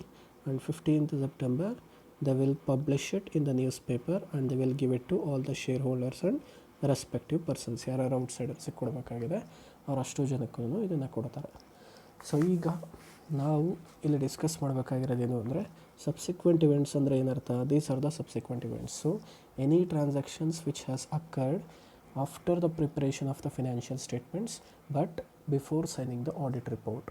So ಆ ಥರ ನನ್ನ ಹತ್ರ subsequent events ಇದೆ ಅಂತ ಹೇಳಿದ್ರೆ ಆವಾಗ ನಾನು ಏನು ಮಾಡಬೇಕು, how I am suppose to deal with that. So ಇಲ್ಲಿ ನಾವು ಡಿಸ್ಕಸ್ ಮಾಡಬೇಕಾಗಿರೋ ಪಾಯಿಂಟು, ಸಬ್ಸಿಕ್ವೆಂಟ್ ಇವೆಂಟ್ಸು ನಮಗೆ ಫಸ್ಟ್ ಆಫ್ ಆಲ್ ಹೇಗೆ ಗೊತ್ತಾಗುತ್ತೆ. ಓಕೆ, ಸೊ ಆಲ್ರೆಡಿ ನಾನು ಡೇಟ್ಸ್ ಬರ್ದಿರೋದ್ರಿಂದ ಇಲ್ಲಿ ಒಂದು ಶಾರ್ಟ್ ಫಾರ್ಮ್ಸಲ್ಲಿ ಬರಿತೀನಿ, ನೀವು ಇನ್ ಡೀಟೇಲ್ ಬರ್ಕೊಳ್ಳಿ. In order to come across subsequent events ನನಗೆ ಟೋಟಲ್ ಆಗಿ 4 ದಾರಿ ಇದೆ. There are basically 4 ways. That is number 1, discuss it with the management ಅವ್ರಿಗೆ ಡೈರೆಕ್ಟಾಗಿ ನೀವು ಹೋಗಿ ಕೇಳಬೇಕು, what are the subsequent events you have come across. Okay, next ಅದಾದಮೇಲೆ ಇನ್ನೂ ಒಂದು ಏನು ದಾರಿ ಇದೆ, you will view the board meetings ಮತ್ತು ಶೇರ್ ಹೋಲ್ಡರ್ಸ್ ಮೀಟಿಂಗ್ಸ್ದು you need to study the minutes book. So ಅದನ್ನು ಓದಿದಾಗ what are the subsequent events ಅನ್ನೋದು ನಿಮಗೆ ಗೊತ್ತಾಗೋ ಚಾನ್ಸ್ ಇರುತ್ತೆ. Next is interim financial report. So interim accounting ಮಾಡಿರ್ತಾರಲ್ವ, ಅವರು ಇಂಟೀರಿಯಮ್ ಫಿನಾನ್ಷಿಯಲ್ ರಿಪೋರ್ಟ್ ಕೊಟ್ಟಿರ್ತಾರೆ. ಸೊ ಇಂಟೀರಿಯಮ್ ಫಿನಾನ್ಷಿಯಲ್ ರಿಪೋರ್ಟನ್ನು ನೋಡಿ ನೀವು ಅರ್ಥ ಮಾಡ್ಕೋಬೋದು. And last but not the list is market news. So if it is an public entity ಮತ್ತು ತುಂಬ ದೊಡ್ಡ ಎಂಟಿಟಿ ಅಂತ ಹೇಳಿದ್ರೆ ಮಾರ್ಕೆಟಲ್ಲಿ ನಿಮಗೆ ಹೊಸ ನ್ಯೂಸಸ್ ಜನ್ರೇಟ್ ಆಗ್ತಾ ಇರುತ್ತೆ with respect to that company news. ಅಂದರೆ ಚೇಂಜ್ ಇನ್ ದ ಚೇರ್ಮನ್ ಅಥವಾ ಬೇರೆ ಏನಾದರೂ ಸಂಬಂಧಪಟ್ಟ ಹಾಗೆ ಆ ಥರ ಕೆಲವೊಂದು ಎಕ್ಸಾಂಪಲ್ಸ್ ಕೊಟ್ಟೆ ಅಷ್ಟೇ ನಾನು. ಸೊ ಆ ಥರ ಐಟಮ್ಸ್ ಇದ್ದಾಗ ನೀವು ಹೇಗೆ ನೋಡಬೇಕು ಅಂದರೆ ಮಾರ್ಕೆಟ್ ನ್ಯೂಸ್ ಪ್ರಕಾರನೂ ಗೊತ್ತಾಗುತ್ತೆ. So totally there are 4 ways where you can identify the subsequent events. ಯಾವ್ದು number 1, you can go through by inquiring with the management, board meeting study ಮಾಡೋದ್ರಿಂದ, ಮತ್ತು shareholders meeting study, interim financial report, ಮತ್ತು MN ಅಂತ ಹೇಳಿದ್ರೆ market news. So ಈಗ ಇಲ್ಲಿ ನಾನು ಟೋಟಲಾಗಿ 4 dates ಬರ್ತಿದ್ದೀನಿ, right. ಈ 4 ಡೇಟ್ಸಲ್ಲಿ ನಾವಿಲ್ಲಿ ಸ್ಟಡಿ ಮಾಡಬೇಕಾಗಿರೋಂಥ ವೆರಿ ಇಂಪಾರ್ಟೆಂಟ್ ಕಾನ್ಸೆಪ್ಟ್ ಏನು ಅಂತ ಹೇಳಿದ್ರೆ, ಸಬ್ಸಿಕ್ವೆಂಟ್ ಇವೆಂಟ್ಸ್ ಅಂದರೆ ಗೊತ್ತಾಯಿತು. ಈಗ 31st May ಸಿಚುಯೇಷನ್ಸ್ ಹೇಳ್ತೀನಿ. ಈ ಸಿಚುಯೇಷನ್ಸೇ ತುಂಬ ಇಂಪಾರ್ಟೆಂಟು. ಓಕೆ, ಈ 31st May ದಿನ ನಾನೇನು ಮಾಡಿರ್ತೀನಿ, ಸಬ್ಸಿಕ್ವೆಂಟ್ ಇವೆಂಟ್ಸನ್ನು ಕರೆಕ್ಟಾಗಿ ಅನಲೈಸ್ ಮಾಡಿದ್ದೀನಿ. ಮತ್ತು ಎಲ್ಲ ಆಡಿಟ್ ಟ್ರಿಪ್ 31st May ನಾನು ಆಡಿಟ್ ರಿಪೋರ್ಟನ್ನು ಪ್ರಿಪೇರ್ ಮಾಡಿದ್ದೀನಿ, ಸೈನ್ ಹಾಕ್ಬಿಟ್ಟಿದ್ದೀನಿ. ಓಕೆ, ಬಟ್ ನಾನಿನ್ನು ಮ್ಯಾನೇಜ್ಮೆಂಟ್ ಅವ್ರಿಗೆ ಕೊಟ್ಟಿಲ್ಲ. ಯಾಕೆಂದರೆ ನಾನು ಇಲ್ಲಿ ಕೊಟ್ಟಿರೋದು 30th 6, ಮ್ಯಾನೇಜ್ಮೆಂಟ್ ಅವ್ರಿಗೆ ಕೊಟ್ಟಿಲ್ಲ. 31st May ನಾನು ರೆಡಿ ಮಾಡಿ ಇಟ್ಕೊಂಡಿದ್ದೀನಿ. ಬಟ್ ಆಡಿಟ್ ರಿಪೋರ್ಟನ್ನು ಮ್ಯಾನೇಜ್ಮೆಂಟ್ ಅವ್ರಿಗೆ ಕೊಡೋದಕ್ಕಿಂತ ಮುಂಚೆ ನನಗೆ ಗೊತ್ತಾಗುತ್ತೆ there arises certain subsequent events but I didn't include it in my audit report. ಅದರ ಬಗ್ಗೆ ನಾನೇನು ಹೇಳಿಲ್ಲ ಅಂತ ನನಗೆ ಗೊತ್ತಾಗುತ್ತೆ. ಹಾಗಿದ್ರೆ ನನಗೇನು ಮಾಡಬೇಕು, ಆಡಿಟ್ ರಿಪೋರ್ಟನ್ನು ನಾನು ಅವಾಗಲೇ ಸೈನ್ ಮಾಡಿಬಿಟ್ಟಿದ್ದೀನಿ. So what I am suppose to do, very simple thing, ಇನ್ನು ಮ್ಯಾನೇಜ್ಮೆಂಟಿಗೆ ಕೊಟ್ಟಿಲ್ಲ ಅಲ್ವಾ, amend it. Okay, just amend your audit report and late on give it your management. ಇದು ಸಿಚುಯೇಷನ್ ನಂಬರ್ 1. ಸಿಚುಯೇಷನ್ ನಂಬರ್ 2 ಅಲ್ಲಿ ಏನಾಗುತ್ತೆ ಅಂತ ಹೇಳಿದ್ರೆ ಈಸ್, ಈಗ ಮ್ಯಾನೇಜ್ಮೆಂಟ್ ಸಬ್ಸಿಕ್ವೆಂಟ್ ಆ್ಯಂಡ್ ಆಡಿಟ್ ರಿಪೋರ್ಟ್ನ ನೀವು ಸಿಗ್ನೇಚರ್ ಮಾಡಿಬಿಟ್ಟಿದ್ದೀರ 31st May ಮತ್ತು 30th June ಆಡಿಟ್ ರಿಪೋರ್ಟ್ನ ಕೊಟ್ಟಿದ್ದೀರ. ಬಟ್ 30th June ಆಡಿಟ್ ರಿಪೋರ್ಟ್ಗೆ ಮ್ಯಾನೇಜ್ಮೆಂಟಿಗೆ ಕೊಟ್ಟಾದಮೇಲೆ ಅವರು ಶೇರ್ ಹೋಲ್ಡರ್ಸ್ಗೆ ಇನ್ನೂ ಸಬ್ಮಿಟ್ ಮಾಡಿಲ್ಲ. ಯಾಕೆಂದರೆ ಶೇರ್ ಹೋಲ್ಡರ್ಗೆ ಸಬ್ಮಿಟ್ ಮಾಡೋದವರು 15th September ಅವರೆಲ್ಲ ಸ್ಟಡಿ ಮಾಡಿ ಎಲ್ಲ ಕರೆಕ್ಟಾಗಿದೆ ಅದೆಲ್ಲ ಪಬ್ಲಿಷ್ ಮಾಡೋದಕ್ಕೆ ಟೈಮ್ ತೊಗೊತಾರೆ. ಈಗ ಅವರಿನ್ನ ಸಬ್ಮಿಟ್ ಮಾಡಿಲ್ಲ. ಬಟ್ ನನಗೆ ಆಡಿಟ್ ರಿಪೋರ್ಟ್ ಕೊಟ್ಟಾದಮೇಲೆ ಒಂದು ಫೈನ್ ಡೇ ಗೊತ್ತಾಗುತ್ತೆ, 30th June ಕೊಟ್ಟಿದ್ದೀನಲ್ವ, ನನಗೊಂದು 2nd July ಅಥವಾ 3rd July ಗ್ಲಾನ್ಸ್ ಆಗುತ್ತೆ, ನಾನು ಸಬ್ಸಿಕ್ವೆಂಟ್ ಇವೆಂಟ್ ಬಗ್ಗೆ ಏನೂ ಹೇಳೇ ಇಲ್ಲ, I have not disclosed anything. So management ಅವ್ರಿಗೆ ಕೊಟ್ಬಿಟ್ಟಿದ್ದೀನಿ. ಅವ್ರಿಗೆ ನಾನು ಕಾಲ್ ಮಾಡಿ ಕೇಳ್ತೀನಿ ಅಂತ, I have given the audit report to you signed but I have miss to present the subsequent events. So management is very liberal. ಅವರು ಈಸಿಯಾಗಿ ಹೇಳ್ತಾರೆ, ಓಕೆ ಏನೂ ತೊಂದರೆ ಇಲ್ಲ ಸರ್, ನಾವೇನೋ ಪಬ್ಲಿಷ್ ಮಾಡಿಲ್ಲ, ನೀವು ಇನ್ನೊಂದು ಆಡಿಟ್ ರಿಪೋರ್ಟ್ ಅಕಸ್ಮಾತ್ ಅಮೆಂಡ್ ಮಾಡಿ if the rules and regulations permit, ಅದನ್ನು ನಾವು ನೋಡಬೇಕು. If the rules and regulation permit amended, otherwise you give us a new audit report. ಹೊಸದಾಗಿ ಸಿಗ್ನೇಚರ್ಸ್ ಎಲ್ಲ ಮಾಡಿ ನೀವು ಆಡಿಟ್ ರಿಪೋರ್ಟ್ ಕೊಡಿ, ನಾವು ಅದನ್ನು ಹೊಸದಾಗಿ ಪಬ್ಲಿಷ್ ಮಾಡ್ತೀವಿ. Fair enough. And also financial ಸ್ಟೇಟ್ಮೆಂಟ್ಸಲ್ಲಿ ಅದಕ್ಕೆ ಸಂಬಂಧಪಟ್ಟಾಗ ಏನಾದರೂ ಚೇಂಜಸ್ ಮಾಡಬೇಕು ಅಂತ ಹೇಳಿದ್ರೆ ಮ್ಯಾನೇಜ್ಮೆಂಟ್ ಅವರು ಚೇಂಜಸ್ ಮಾಡೋದಕ್ಕೆ ರೆಡಿ ಇದ್ದರು ಅಂತ ಹೇಳಿದ್ರೆ well and good.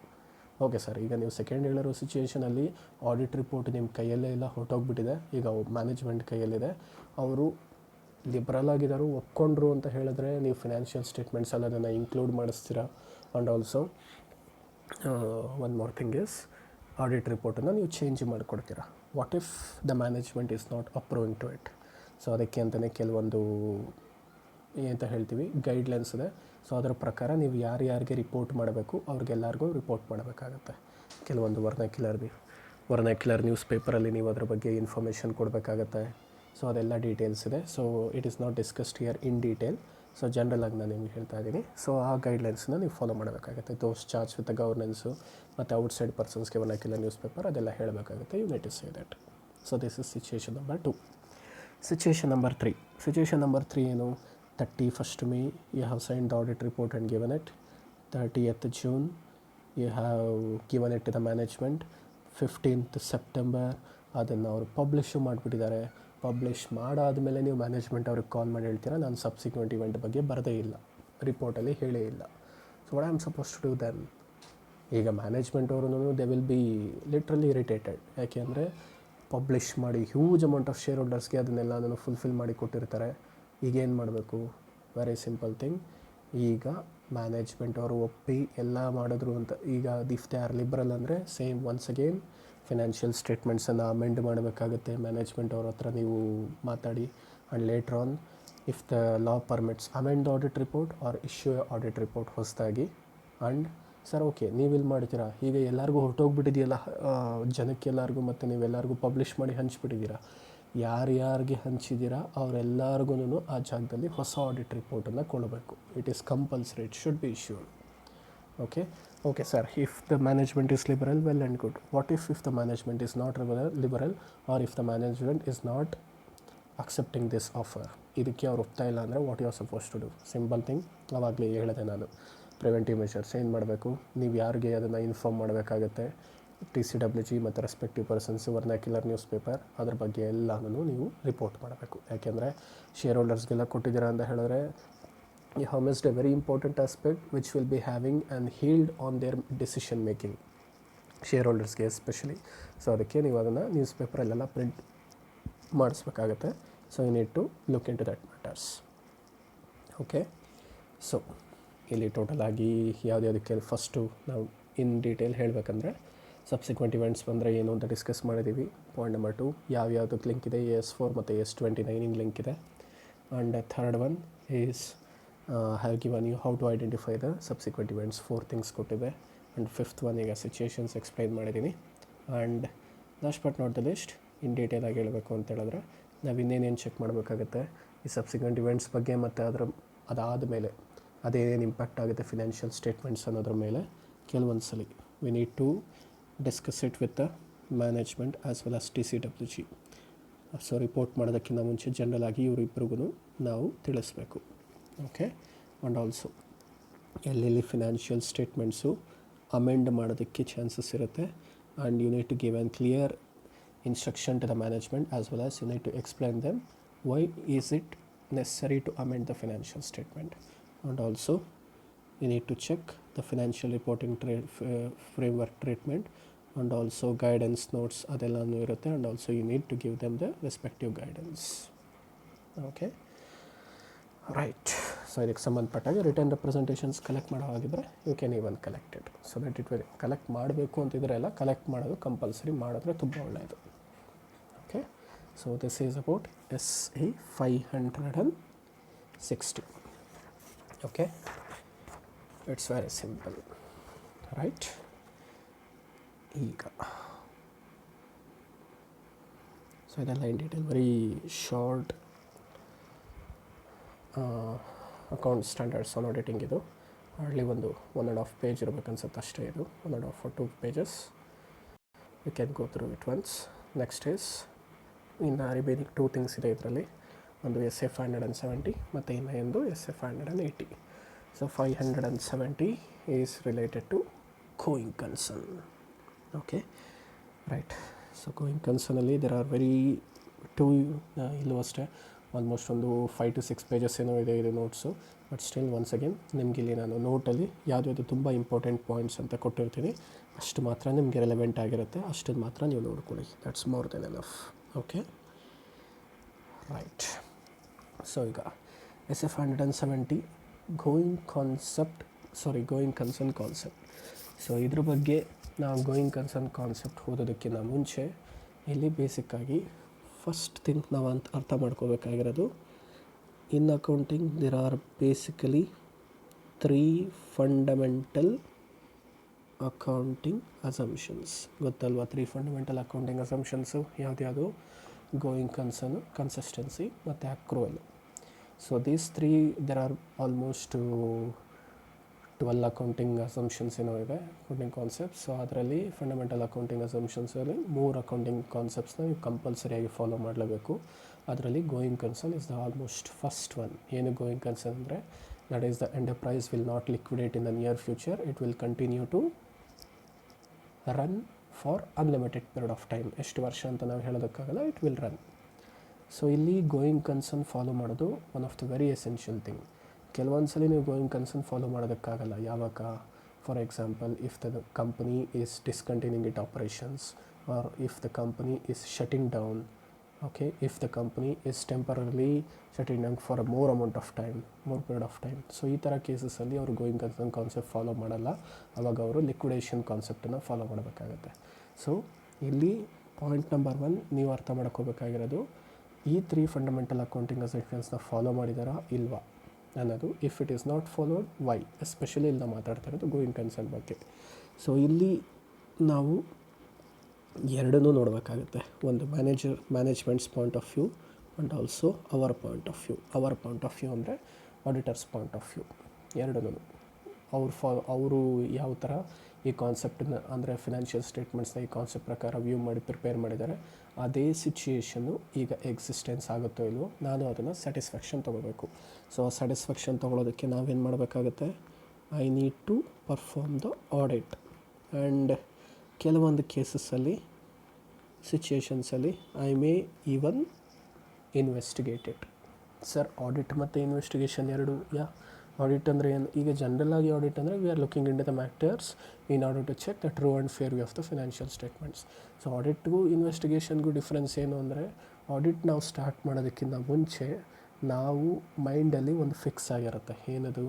Financial management ಅವ್ರು ಏನೇನು ವರ್ಕ್ ಮಾಡಿದ್ದಾರೆ ಆ ಎಲ್ಲ ವರ್ಕಲ್ಲೂ ಯಾವುದೇ ರೀತಿ ತಪ್ಪಿರಲ್ಲ. And they have not committed any fraudulent things, and they are good persons, better persons ಅಂತ ನಮ್ಮ ಮೈಂಡಲ್ಲಿ ನಾವು ಟ್ರೀಟ್ ಮಾಡಿರ್ತೀವಿ. whereas ಇನ್ವೆಸ್ಟಿಗೇಷನಲ್ಲಿ the opposite party will always be seen as an fraudulent person, always be seen as an convict ಅಂತಲೇ ನಾವು ನೋಡ್ತೀವಿ. Okay, so that is the difference. So investigation ನಾವು ಎಲ್ಲ ಕಡೆ ಮಾಡೋ ಅವಶ್ಯಕತೆ ಇಲ್ಲ. ಇನ್ವೆಸ್ಟಿಗೇಷನ್ ಅಂದರೆ ಏನು? Looking into the deep aspects and finding out the false things. ಅದು ಯಾವಾಗ ನಮಗೆ ಸಿಗ್ನಿಫಿಕೆಂಟ್ ಮ್ಯಾಟರ್ಸ್ ಇದ್ದರೆ ಮಾತ್ರ ನಾವು ಅದನ್ನು ಐಡೆಂಟಿಫೈ ಮಾಡೋದು. ಸೊ ಇಲ್ಲಿ ಎಸ್ಪೆಷಲಿ ನಮಗೆ ಗೋಯಿಂಗ್ ಕನ್ಸರ್ನ್ ಕಾನ್ಸೆಪ್ಟು ಫಾಲೋ ಆಗಿದೆಯೋ ಇಲ್ವೋ ಅಂತ ನಾವು ಸ್ಟಡಿ ಮಾಡಬೇಕು ಅಂತ ಹೇಳಿದ್ರೆ, ಬೇಸಿಕಲಿ ಇಲ್ಲಿ ನಿಮಗೆ ಒಂದು ಹೆಲ್ಪ್ ಇದೆ. ಇದೇನು ಅಂದರೆ ಇಂಡಿಕೇಟರ್ಸ್ ಅಂತ ನಾವು ಹೇಳ್ತೀವಿ. You will come across basically 3 types of indicators. ಯಾವ್ದು ಅಂದರೆ, ಒಂದು ಫಿನಾನ್ಷಿಯಲ್ ಇಂಡಿಕೇಟರ್ಸ್, ಇನ್ನೊಂದು ಆಪರೇಟಿಂಗ್ ಇಂಡಿಕೇಟರ್ಸ್, ಮತ್ತು ಮೂರನೇದು ಅದರ್ಸ್ ಅಂತ. ಓಕೆ, ಸೊ ಫಿನಾನ್ಷಿಯಲ್ ಆ್ಯಂಗಲ್ಸಿಂದ ನೀವು ನೋಡಿದಾಗ, ಮತ್ತು operating day to day business activities, ಮತ್ತು others not financial and neither financial and nor operating some other aspects which are not under the control of the enterprise. So ಅದನ್ನೆಲ್ಲ ನೀವು ನೋಡಿದಾಗ going concept follow ಆಗಿದೆಯೋ ಇಲ್ಲವೋ ಅನ್ನೋದು ನಿಮಗೆ clear ಕಟ್ಟಾಗಿ ಗೊತ್ತಾಗುತ್ತೆ. ಸೊ ಈ ಇಂಡಿಕೇಟರ್ಸು ಜಸ್ಟ್ ಲೈಕ್ ನಾವು ವೆಹಿಕಲ್ಸ್ ಯೂಸ್ ಮಾಡಿದಾಗ ನಾವೆಲ್ಲ ಟರ್ನ್ ಮಾಡಿದಾಗ ಇಂಡಿಕೇಟರ್ಸ್ ಆನ್ ಮಾಡ್ತೀವಲ್ವ. So in the same way ಈ ಇಂಡಿಕೇಟರ್ಸ್ ಹಿಟ್ ಆಗ್ತಿದೆ ಅಂತ ಹೇಳಿದ್ರೆ we should be cautious that there may be some confusion regarding followance of going concern or non-followance of going concern, right? ಅದೇನದು you can view here. ನಿಮ್ಮ ನೋಟ್ಸಲ್ಲಿ ಇದೆ, ಇದು in detail ಕೊಟ್ಟಿದ್ದಾರೆ ಯಾವುದು ಅಂತ. ಸೊ ನೀವು ಬೇಕಾದರೆ ಲೇಟ್ರ್ ಆನ್ ಅದನ್ನು ಕಂಪ್ಲೀಟಾಗಿ ತೊಗೋಬೋದು. Here you can see, right? Financial indicators ಅಂದರೆ ಯಾವುದು? ನೆಗೆಟಿವ್ ವರ್ಕಿಂಗ್ ಕ್ಯಾಪಿಟಲ್ ಇದ್ದರೆ, ಡಿವಿಡೆಂಡ್ಸು ಡಿಸ್ಕಂಟಿನ್ಯೂ ಆಗಿದ್ದರೆ ಅಥವಾ ಅರಿಯರ್ಸ್ ಇದ್ದರೆ, ಅಡ್ವರ್ಸ್ ಫಿನಾನ್ಷಿಯಲ್ ರೇಷಿಯೋ ಇದ್ದರೆ, ಸಬ್ಸ್ಟಾನ್ಷಿಯಲ್ ಆಪರೇಟಿಂಗ್ ಲಾಸಸ್ ಇದ್ದರೆ. ಸೊ ಇದೆಲ್ಲನೂ ನಿಮಗೆ ಗೋಯಿಂಗ್ ಕನ್ಸರ್ನ್ ಅಂದರೆ ದೇ ಆರ್ ನಿಯರಿಂಗ್ ಅಂತ ಹೇಳ್ತೀವಿ ಲಿಕ್ವಿಡೇಷನ್ಗೆ ಹತ್ತಿರ ಬಂದಿದ್ದಾರೆ ಅನ್ನೋದು ನಮಗೆ ಗೊತ್ತಾಗುತ್ತೆ. And also operating loss of key management and no replacement available, bigger risk ಮತ್ತು ಫ್ರಾಡಲೆಂಟ್ ಆ್ಯಕ್ಟಿವಿಟೀಸ್ ಆಗಿರುತ್ತೆ. ಅದನ್ನು ಮಾಡಿದವರು ಕೆಲಸದಿಂದ ಬಿಟ್ಟು ಹೋಗಿರ್ತಾರೆ, ಬಟ್ ಅದರ ರೀಪ್ಲೇಸ್ಮೆಂಟ್ಗೆ ಯಾರೂ ಬರೋದೇ ಇಲ್ಲ. ಯಾಕೆ? ಆ ರೀಪ್ಲೇಸ್ಮೆಂಟಿಗೆ ಬಂದರೆ ಅವರು ತಲೆ ಮೇಲೆ ಬರುತ್ತದೆ ಈಗ. So as a result of that, and major ಮಾರ್ಕೆಟಲ್ಲಿ ಸಪ್ಲೈಯರ್ಸ್ ಇರಲ್ಲ ಅಥವಾ ಕಸ್ಟಮರ್ಸ್ ಕಳ್ಕೊಂಡಿರ್ತಾರೆ, labour strikes, unrest. So and also other indicators are which are beyond them control. Legal proceedings ಇರುತ್ತೆ, ಅವ್ರ ಮೇಲೆ ಯಾರಾದರೂ ಕೇಸ್ ಹಾಕಿರ್ತಾರೆ, ಅಥವಾ ಗೌರ್ಮೆಂಟ್ ಪಾಲಿಸಿಲಿ ಏನಾದರೂ ಚೇಂಜಸ್ ಆಗಿರುತ್ತೆ. ಆ್ಯಂಡ್ ಆಲ್ಸೋ ಕೆಲವೊಂದು ಸ್ಟ್ಯಾಚ್ಯುಟರಿ ರಿಕ್ವೈರ್ಮೆಂಟ್ಸನ್ನು ನಾವು ಕಂಪ್ಲೈ ಮಾಡಿರಲ್ಲ. ಸೊ ಇದೆಲ್ಲನೂ ನಿಮಗೆ ಅವರು ಫಾಲೋ ಮಾಡಿದರೋ ಇಲ್ವೋ ಅನ್ನೋದಕ್ಕಿರುವಂಥ ಇಂಡಿಕೇಟರ್ಸ್. ಸೊ ಜನರಲಿ ಇದೆಲ್ಲ ಸಿಚುಯೇಷನ್ಸ್ ಇದ್ದಾಗ ಅವರು they are near to liquidate ಅಂತಲೇ ಅರ್ಥ. ಓಕೆ, ಸೊ ಇನ್ನು ಮಿಕ್ಕಿರೋ ಕೇಸಸ್ ಎಲ್ಲನೂ ಇಫ್ ದೇ ಆರ್ ವೆಲ್ ಅಂತ ಹೇಳಿದ್ರೆ they can automatically follow that going concern concept. So ಈ ಕೇಸಸಲ್ಲಿ ಅವ್ರು ಗೋಯಿಂಗ್ ಕನ್ಸರ್ನ್ ಕಾನ್ಸೆಪ್ಟ್ ಫಾಲೋ ಮಾಡೋದಕ್ಕಾಗಲ್ಲ, ಯಾಕೆಂದರೆ they are nearing the shut down case. So as a reason of that they need to follow ಯಾವುದು liquidation basis follow ಮಾಡಬೇಕಾಗತ್ತೆ. Right, yes, ವಾಪಸ್ಸು will go back to our this thing. Right, ಈಗ next ಈ ಇಂಡಿಕೇಟರ್ಸ್ನ study ಮಾಡಾದಮೇಲೆ later on ನಾನು ಏನು ಮಾಡಬೇಕು, I should go with the management and sit and talk to them and also inquire them in detail with respect to the going concern possibilities. ಈ going concern ಪಾಸಿಬಿಲಿಟೀಸ್ನ ನಾನು ಅವ್ರ ಹತ್ರ ಇನ್ ಡೀಟೇಲ್ ಆಗಿ ನಾನು ಸ್ಟಡಿ ಮಾಡಾದಮೇಲೆ ನಾನು ಆಡಿಟ್ ರಿಪೋರ್ಟಲ್ಲಿ ಒಪಿನಿಯನ್ನ ಕೊಡೋದಕ್ಕೆ ಸಾಧ್ಯ. ಯಾಕೆಂದರೆ ನಾನು ಬಿಗಿನಿಂಗಲ್ಲೇ ಹೇಳಿದೆ, always you should be having the ability to question on each and every aspect. You should not assume on yourself. ನೀವು ಮಾಡಿದೆ ಕರೆಕ್ಟ್ ಅಂತಲ್ಲ, ಕೆಲವೊಂದ್ಸಲಿ ಅದರ ಬಿಯಾಂಡ್ ಆ್ಯಕ್ಟಿವಿಟೀಸು ಇದ್ದೇ ಇರುತ್ತೆ. ಯಾಕೆಂದರೆ ನಾನು ಅವಾಗಲೇ ನಿಮಗೆ ಬಿಗಿನಿಂಗಲ್ಲಿ ಈ ವಿಡಿಯೋದಲ್ಲೇ ಒಂದು ಎಕ್ಸಾಂಪಲ್ ಕೊಟ್ಟಿದ್ದೆ, ಜ್ಞಾಪಕ ಇದೆ ಅಲ್ವಾ, ಬಿಹಾರ್. ಓಕೆ, ಏನು, it is a case of liquor ban. ಅಲ್ಲಿ ಈಗ ನಾನು ಯಾವುದೋ ಒಂದು ಲಿಕ್ಕರ್ ಇಂಡಸ್ಟ್ರಿ, ಮ್ಯಾನುಫ್ಯಾಕ್ಚರಿಂಗ್ ಇಂಡಸ್ಟ್ರಿ ನಡೀತಾ ಇರುತ್ತೆ ಬಿಹಾರಲ್ಲಿ ಅಂತ ಅಂದ್ಕೊಳ್ಳಿ.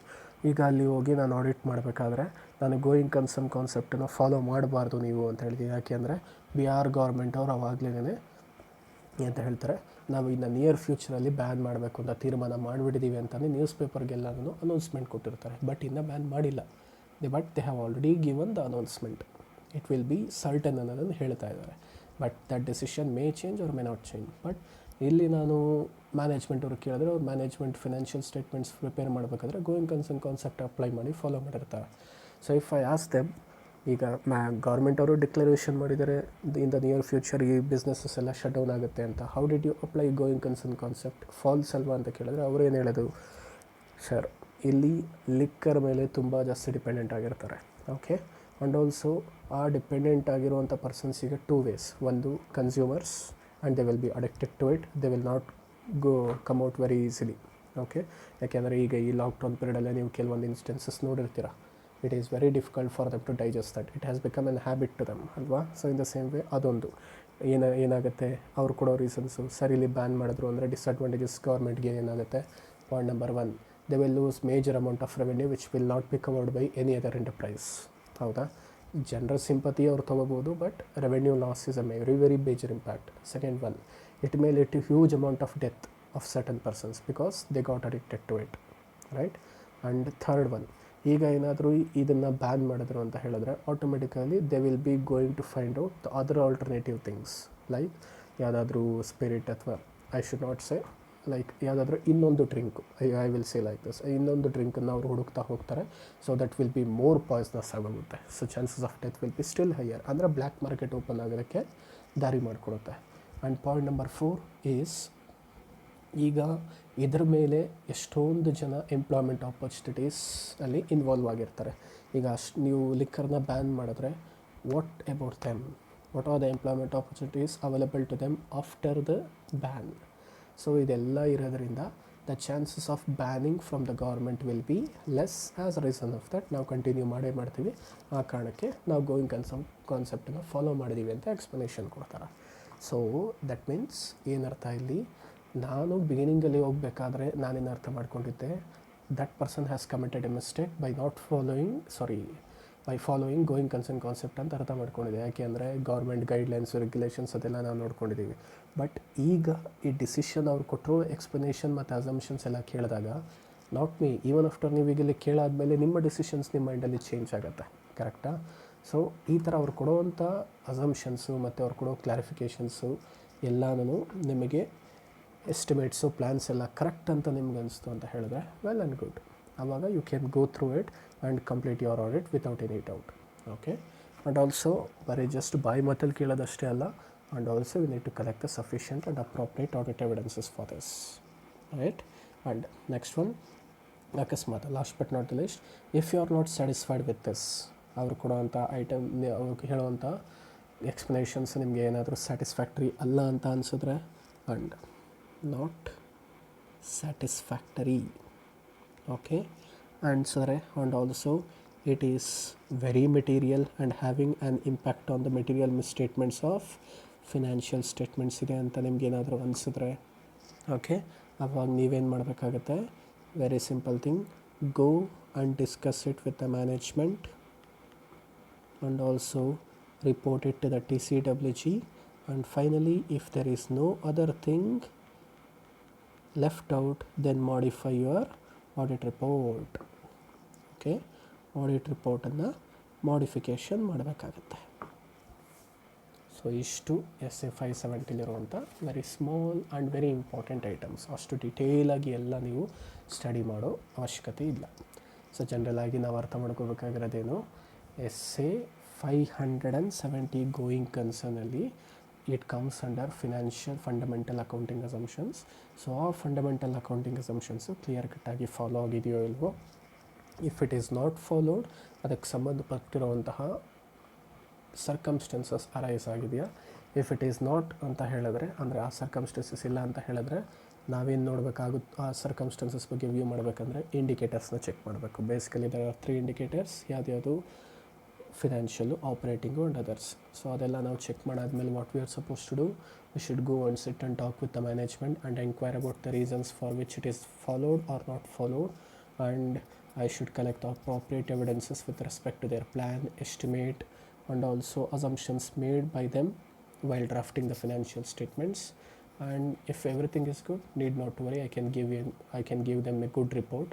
Whereas if I am not satisfied, or I may find that there may arise certain material misstatements, then what I am supposed to do, I should go and discuss it with the management and report it to the TCWG, and finally I can modify my audit report. Okay, so this is about 570. Right, so ಈಗ ನಾವು last audit standards auditing ಬಗ್ಗೆ ಮುಗಿಸ್ಬಿಡೋಣ. ಅಲ್ಲಿಗೆ 3rd chapter complete ಆಗುತ್ತೆ. ಯಾವುದು? It is nothing but 580. So return representations, yes ಆವಾಗಲೇ ಓದಿದ್ವಿ ಇದನ್ನು. ಅದರ ಬಗ್ಗೆ ಸ್ವಲ್ಪ ಇಲ್ಲೊಂದು ಡೀಟೇಲ್ಸ್ ಇದೆ. ಸೊ ರಿಟರ್ನ್ ರೆಪ್ರೆಸೆಂಟೇಷನ್ಸು ಒಂದ್ಸರಿ ಹೇಳಿಬಿಡ್ತೀನಿ ಹೇಗಿರುತ್ತೆ ಅಂತ. ವೆರಿ ಸ್ಮಾಲ್ ಸ್ಟ್ಯಾಂಡರ್ಡ್ ಆಡಿಟಿಂಗ್ ಇದು. ಆಲ್ಮೋಸ್ಟ್ 1 ಪೇಜ್ ಇರ್ಬೋದು ಅಷ್ಟೇ ಇದು ಕರೆಕ್ಟಾಗಿ, ರೈಟ್, 1-1.5 ಪೇಜ್ ಇರುತ್ತೆ ಅಷ್ಟೇ. So finally I will discuss it here itself. Right, okay. So ಆವಾಗಲೇ ನಾನು ನಿಮಗೆ ಬಿಗಿನಿಂಗಲ್ಲಿ ಹೇಳಿದ್ದೀನಿ, what do you mean by the term return representations. Have already given you the meaning. ಏನು ಮೀನಿಂಗು? ರಿಟರ್ನ್ ರೆಪ್ರೆಸೆಂಟೇಷನ್ಸ್ ಅಂದರೆ it is the return letters obtained by the return statements obtained by the ಯಾರು? Management with respect to certain information. Okay, these are the written letters obtained from the management and those charged with the governance with respect to certain matters. ಅವ್ರ preparation ಮಾಡಿರೋದ್ರ ಬಗ್ಗೆ, right. So ಈಗ meaning ಆದಮೇಲೆ second one, ಇಲ್ಲಿ ರಿಟರ್ನ್ representations ಜನರಲಾಗಿ ನಾವು ಕರೆಕ್ಟಾಗಿ ಅರ್ಥ ಮಾಡ್ಕೊಂಡಿರಬೇಕು. It is just an additional evidence ಅಷ್ಟೇ. ಓಕೆ, ಅಂದರೆ ಅರ್ಥ, ಫಾರ್ ಎಕ್ಸಾಂಪಲ್, ಈಗ ಅವ್ರು ಯಾವುದೋ ಒಂದು ಇನ್ಫಾರ್ಮೇಷನ್ಗೆ ಸಂಬಂಧಪಟ್ಟಾಗಿ ಕೆಲವೊಂದು ಕ್ಯಾಲ್ಕುಲೇಷನ್ಸು, ಎಸ್ಟಿಮೇಟ್ಸು, ವ್ಯಾಲ್ಯೂಯೇಷನ್ ಮಾಡಿದ್ದಾರೆ ಅಂತ ಹೇಳಿದ್ರೆ, for example they have calculated the depreciation. Okay, ಈಗ ಅವರು ಡಿಪ್ರಿಸಿಯೇಷನ್ ಕ್ಯಾಲ್ಕುಲೇಟ್ ಮಾಡಿದ್ದಾರೆ ಅಂದ ತಕ್ಷಣವೇ ನಾನು ಅವ್ರ ಹತ್ರ ರಿಟರ್ನ್ ರೆಪ್ರೆಸೆಂಟೇಷನ್ ಅದು ಮತ್ತು ವ್ಯಾಲ್ಯೂಯೇಷನ್ ಆಫ್ ಸ್ಟಾಕ್ ಅದೆಲ್ಲ ಮಾಡಿದ್ದಾರೆ ಅಂದಿದ ತಕ್ಷಣ ಅವ್ರ ಹತ್ರ ನೀವು ಕರೆಕ್ಟಾಗಿ ಮಾಡಿದ್ದೀರಾ, ವೆಲ್ ಆ್ಯಂಡ್ ಗುಡ್, ನನಗೊಂದು ರಿಟರ್ನ್ ರೆಪ್ರೆಸೆಂಟೇಷನ್ ಕೊಟ್ಬಿಡಿ, ನಾನು ಅದನ್ನು ಹೈಲೈಟ್ ಮಾಡ್ತೀನಿ. ಸೊ ಆ ಥರ ನಾನು ಮಾಡೋ ಹಾಗಿಲ್ಲ. ಬೇಸಿಕಲಿ ಪ್ರಾಕ್ಟಿಕಲಿ ಅದು ನಡೆಯುತ್ತೆ ಎಷ್ಟೊಂದು ಕಡೆ, but we are not suppose to do that. ಅವ್ರ ಹತ್ರ return representation is an statement which will be obtained by the management or TCWG by the auditor at the end. ಅನ್ನೋದಕ್ಕೆ ಅಟ್ ದ ಎಂಡ್ ಅಂದರೆ ನೀವಿನ್ನೇನು audit ರಿಪೋರ್ಟನ್ನು signature ಮಾಡ್ತಾ ಇದ್ದೀರಾ ಅದಕ್ಕಿಂತ ಮುಂಚೆ ನಿಮಗೊಂದು ಎವಿಡೆನ್ಸ್ ಆಗಿರಲಿ ಅಂತ ನೀವು ಕಲೆಕ್ಟ್ ಮಾಡಿ ಇಟ್ಕೊತೀರಾ ಅಷ್ಟೇ. But this is not the return representation. Audit start ಮಾಡೋದಕ್ಕಿಂತ ಮುಂಚೆನೇ ನೀವು ಇಟ್ಕೊಳ್ಳಲ್ಲ. ಓಕೆ, ಸೊ ಫಸ್ಟು ನೀವು ಮಾಡಬೇಕಾಗಿರೋ ಕೆಲಸ ಎಲ್ಲ ಮಾಡಿ ಎಲ್ಲ ಫೈನಲ್ ಆಗಿ ಕಂಪ್ಲೀಟ್ ಆದಮೇಲೆ at the last you need to take it. And also it acts as just an additional evidence, it is not the sole conclusive evidence ಅಲ್ಲ. Okay, next and also one more thing, ಇಲ್ಲಿ ನಾವು ಅವ್ರ ಹತ್ರ return representations ತೊಗೊಂಡ್ರೂ we can not give guarantee with respect to future transactions of that entity. Okay, ನಾವೇನೇ ಇಲ್ಲಿ guarantee ಕೊಡಬೇಕಾದ್ರೂ we will be giving them the guarantee only with respect to the past transactions. And also past transactions ಬಗ್ಗೆ ನಾನು ಅವ್ರಿಗೆ guarantee ಕೊಡ್ತಾ ಇರೋದು only reasonable assurance ಅಷ್ಟೇ, not the absolute assurance. 100% guarantee ಅಲ್ಲ, to an extent guarantee, true and fair exhibit ಮಾಡುತ್ತೆ ಅಂತ ಕೊಡ್ತೀನಿ ಹೊರತು 100% ಗ್ಯಾರಂಟಿ ಕೊಡ್ತಿಲ್ಲ. ಆ್ಯಂಡ್ ಅದ್ರ ಬೇಸಿಸ್ ಮೇಲೆ ಫ್ಯೂಚರಲ್ಲಿ ಏನಾದರೂ ಕೆಲವೊಂದು ಕಾನ್ಸಿಕ್ವೆನ್ಸಸ್ ಅರೈಸ್ ಆಯಿತು ಅಂತ ಹೇಳಿದ್ರೆ I will not be held responsible, because I cannot guarantee the management work in the same way in the near future. They may get into certain errors and frauds and I am not responsible for that. So my work is only limited aspect, limited scope ಇರುತ್ತೆ ನನಗೆ. ಅಲ್ಲಿ ಏನೇನು frauds ಎಲ್ಲ ಇದು ನಡೆಯುತ್ತೆ ನನಗೂ ಅದಕ್ಕೂ ಸಂಬಂಧ ಇಲ್ಲ.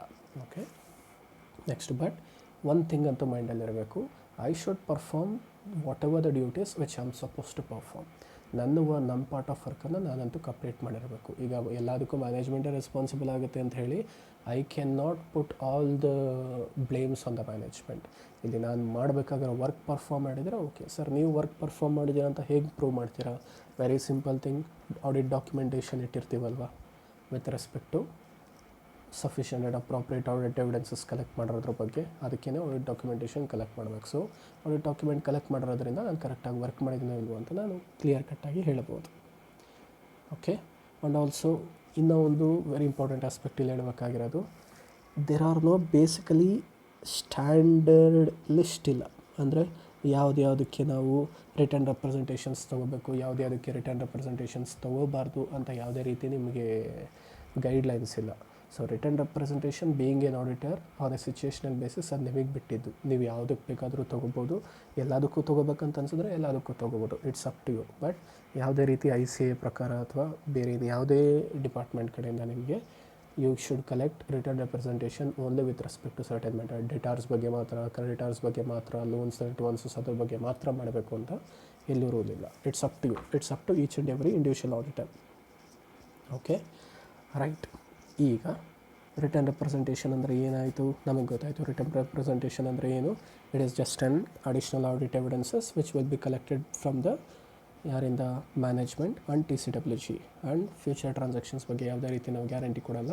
ಪಾಸ್ಟ್ ಟ್ರಾನ್ಸಾಕ್ಷನ್ಸ್ ಬಗ್ಗೆ ಹೇಗೆ ನಡೆದಿದೆ ಅದ್ರ ಪ್ರಕಾರ ನಾವು ಆಡಿಟ್ ಮಾಡಿ ಸ್ಯಾಟಿಸ್ಫೈ ತೊಗೊಂಡಿರ್ತೀವಿ. And there are no list, standard list for which the return representation should be collected. ಕರೆಕ್ಟಾ?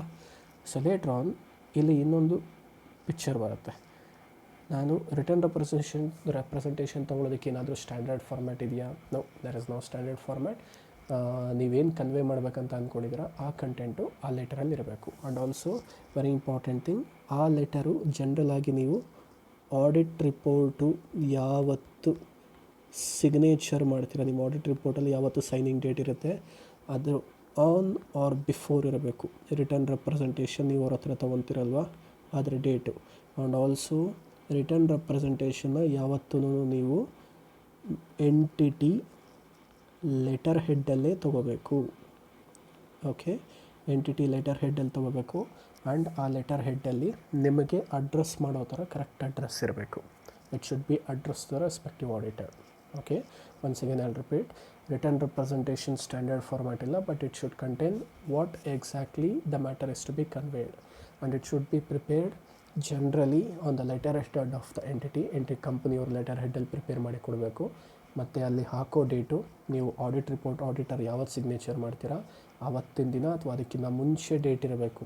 ಅದಾದಮೇಲೆ ನೀವು ಯಾವುದೇ ಕಾರಣಕ್ಕೂ ರಿಟರ್ನ್ ರೆಪ್ರೆಸೆಂಟೇಷನ್ ಕಲೆಕ್ಟ್ ಮಾಡೋಂಗಿಲ್ಲ. ಇಟ್ಸ್ ರಾಂಗ್ ಅದು. ಓಕೆ, ಆಡಿಟ್ ರಿಪೋರ್ಟ್ ಸೈನ್ ಮಾಡೋದಕ್ಕಿಂತ ಮುಂಚೆ ಅಥವಾ ಅದಕ್ಕಿಂತ ರಿಟರ್ನ್ ರೆಪ್ರೆಸೆಂಟೇಷನ್ ಕಲೆಕ್ಟ್ ಮಾಡಿರಬೇಕು.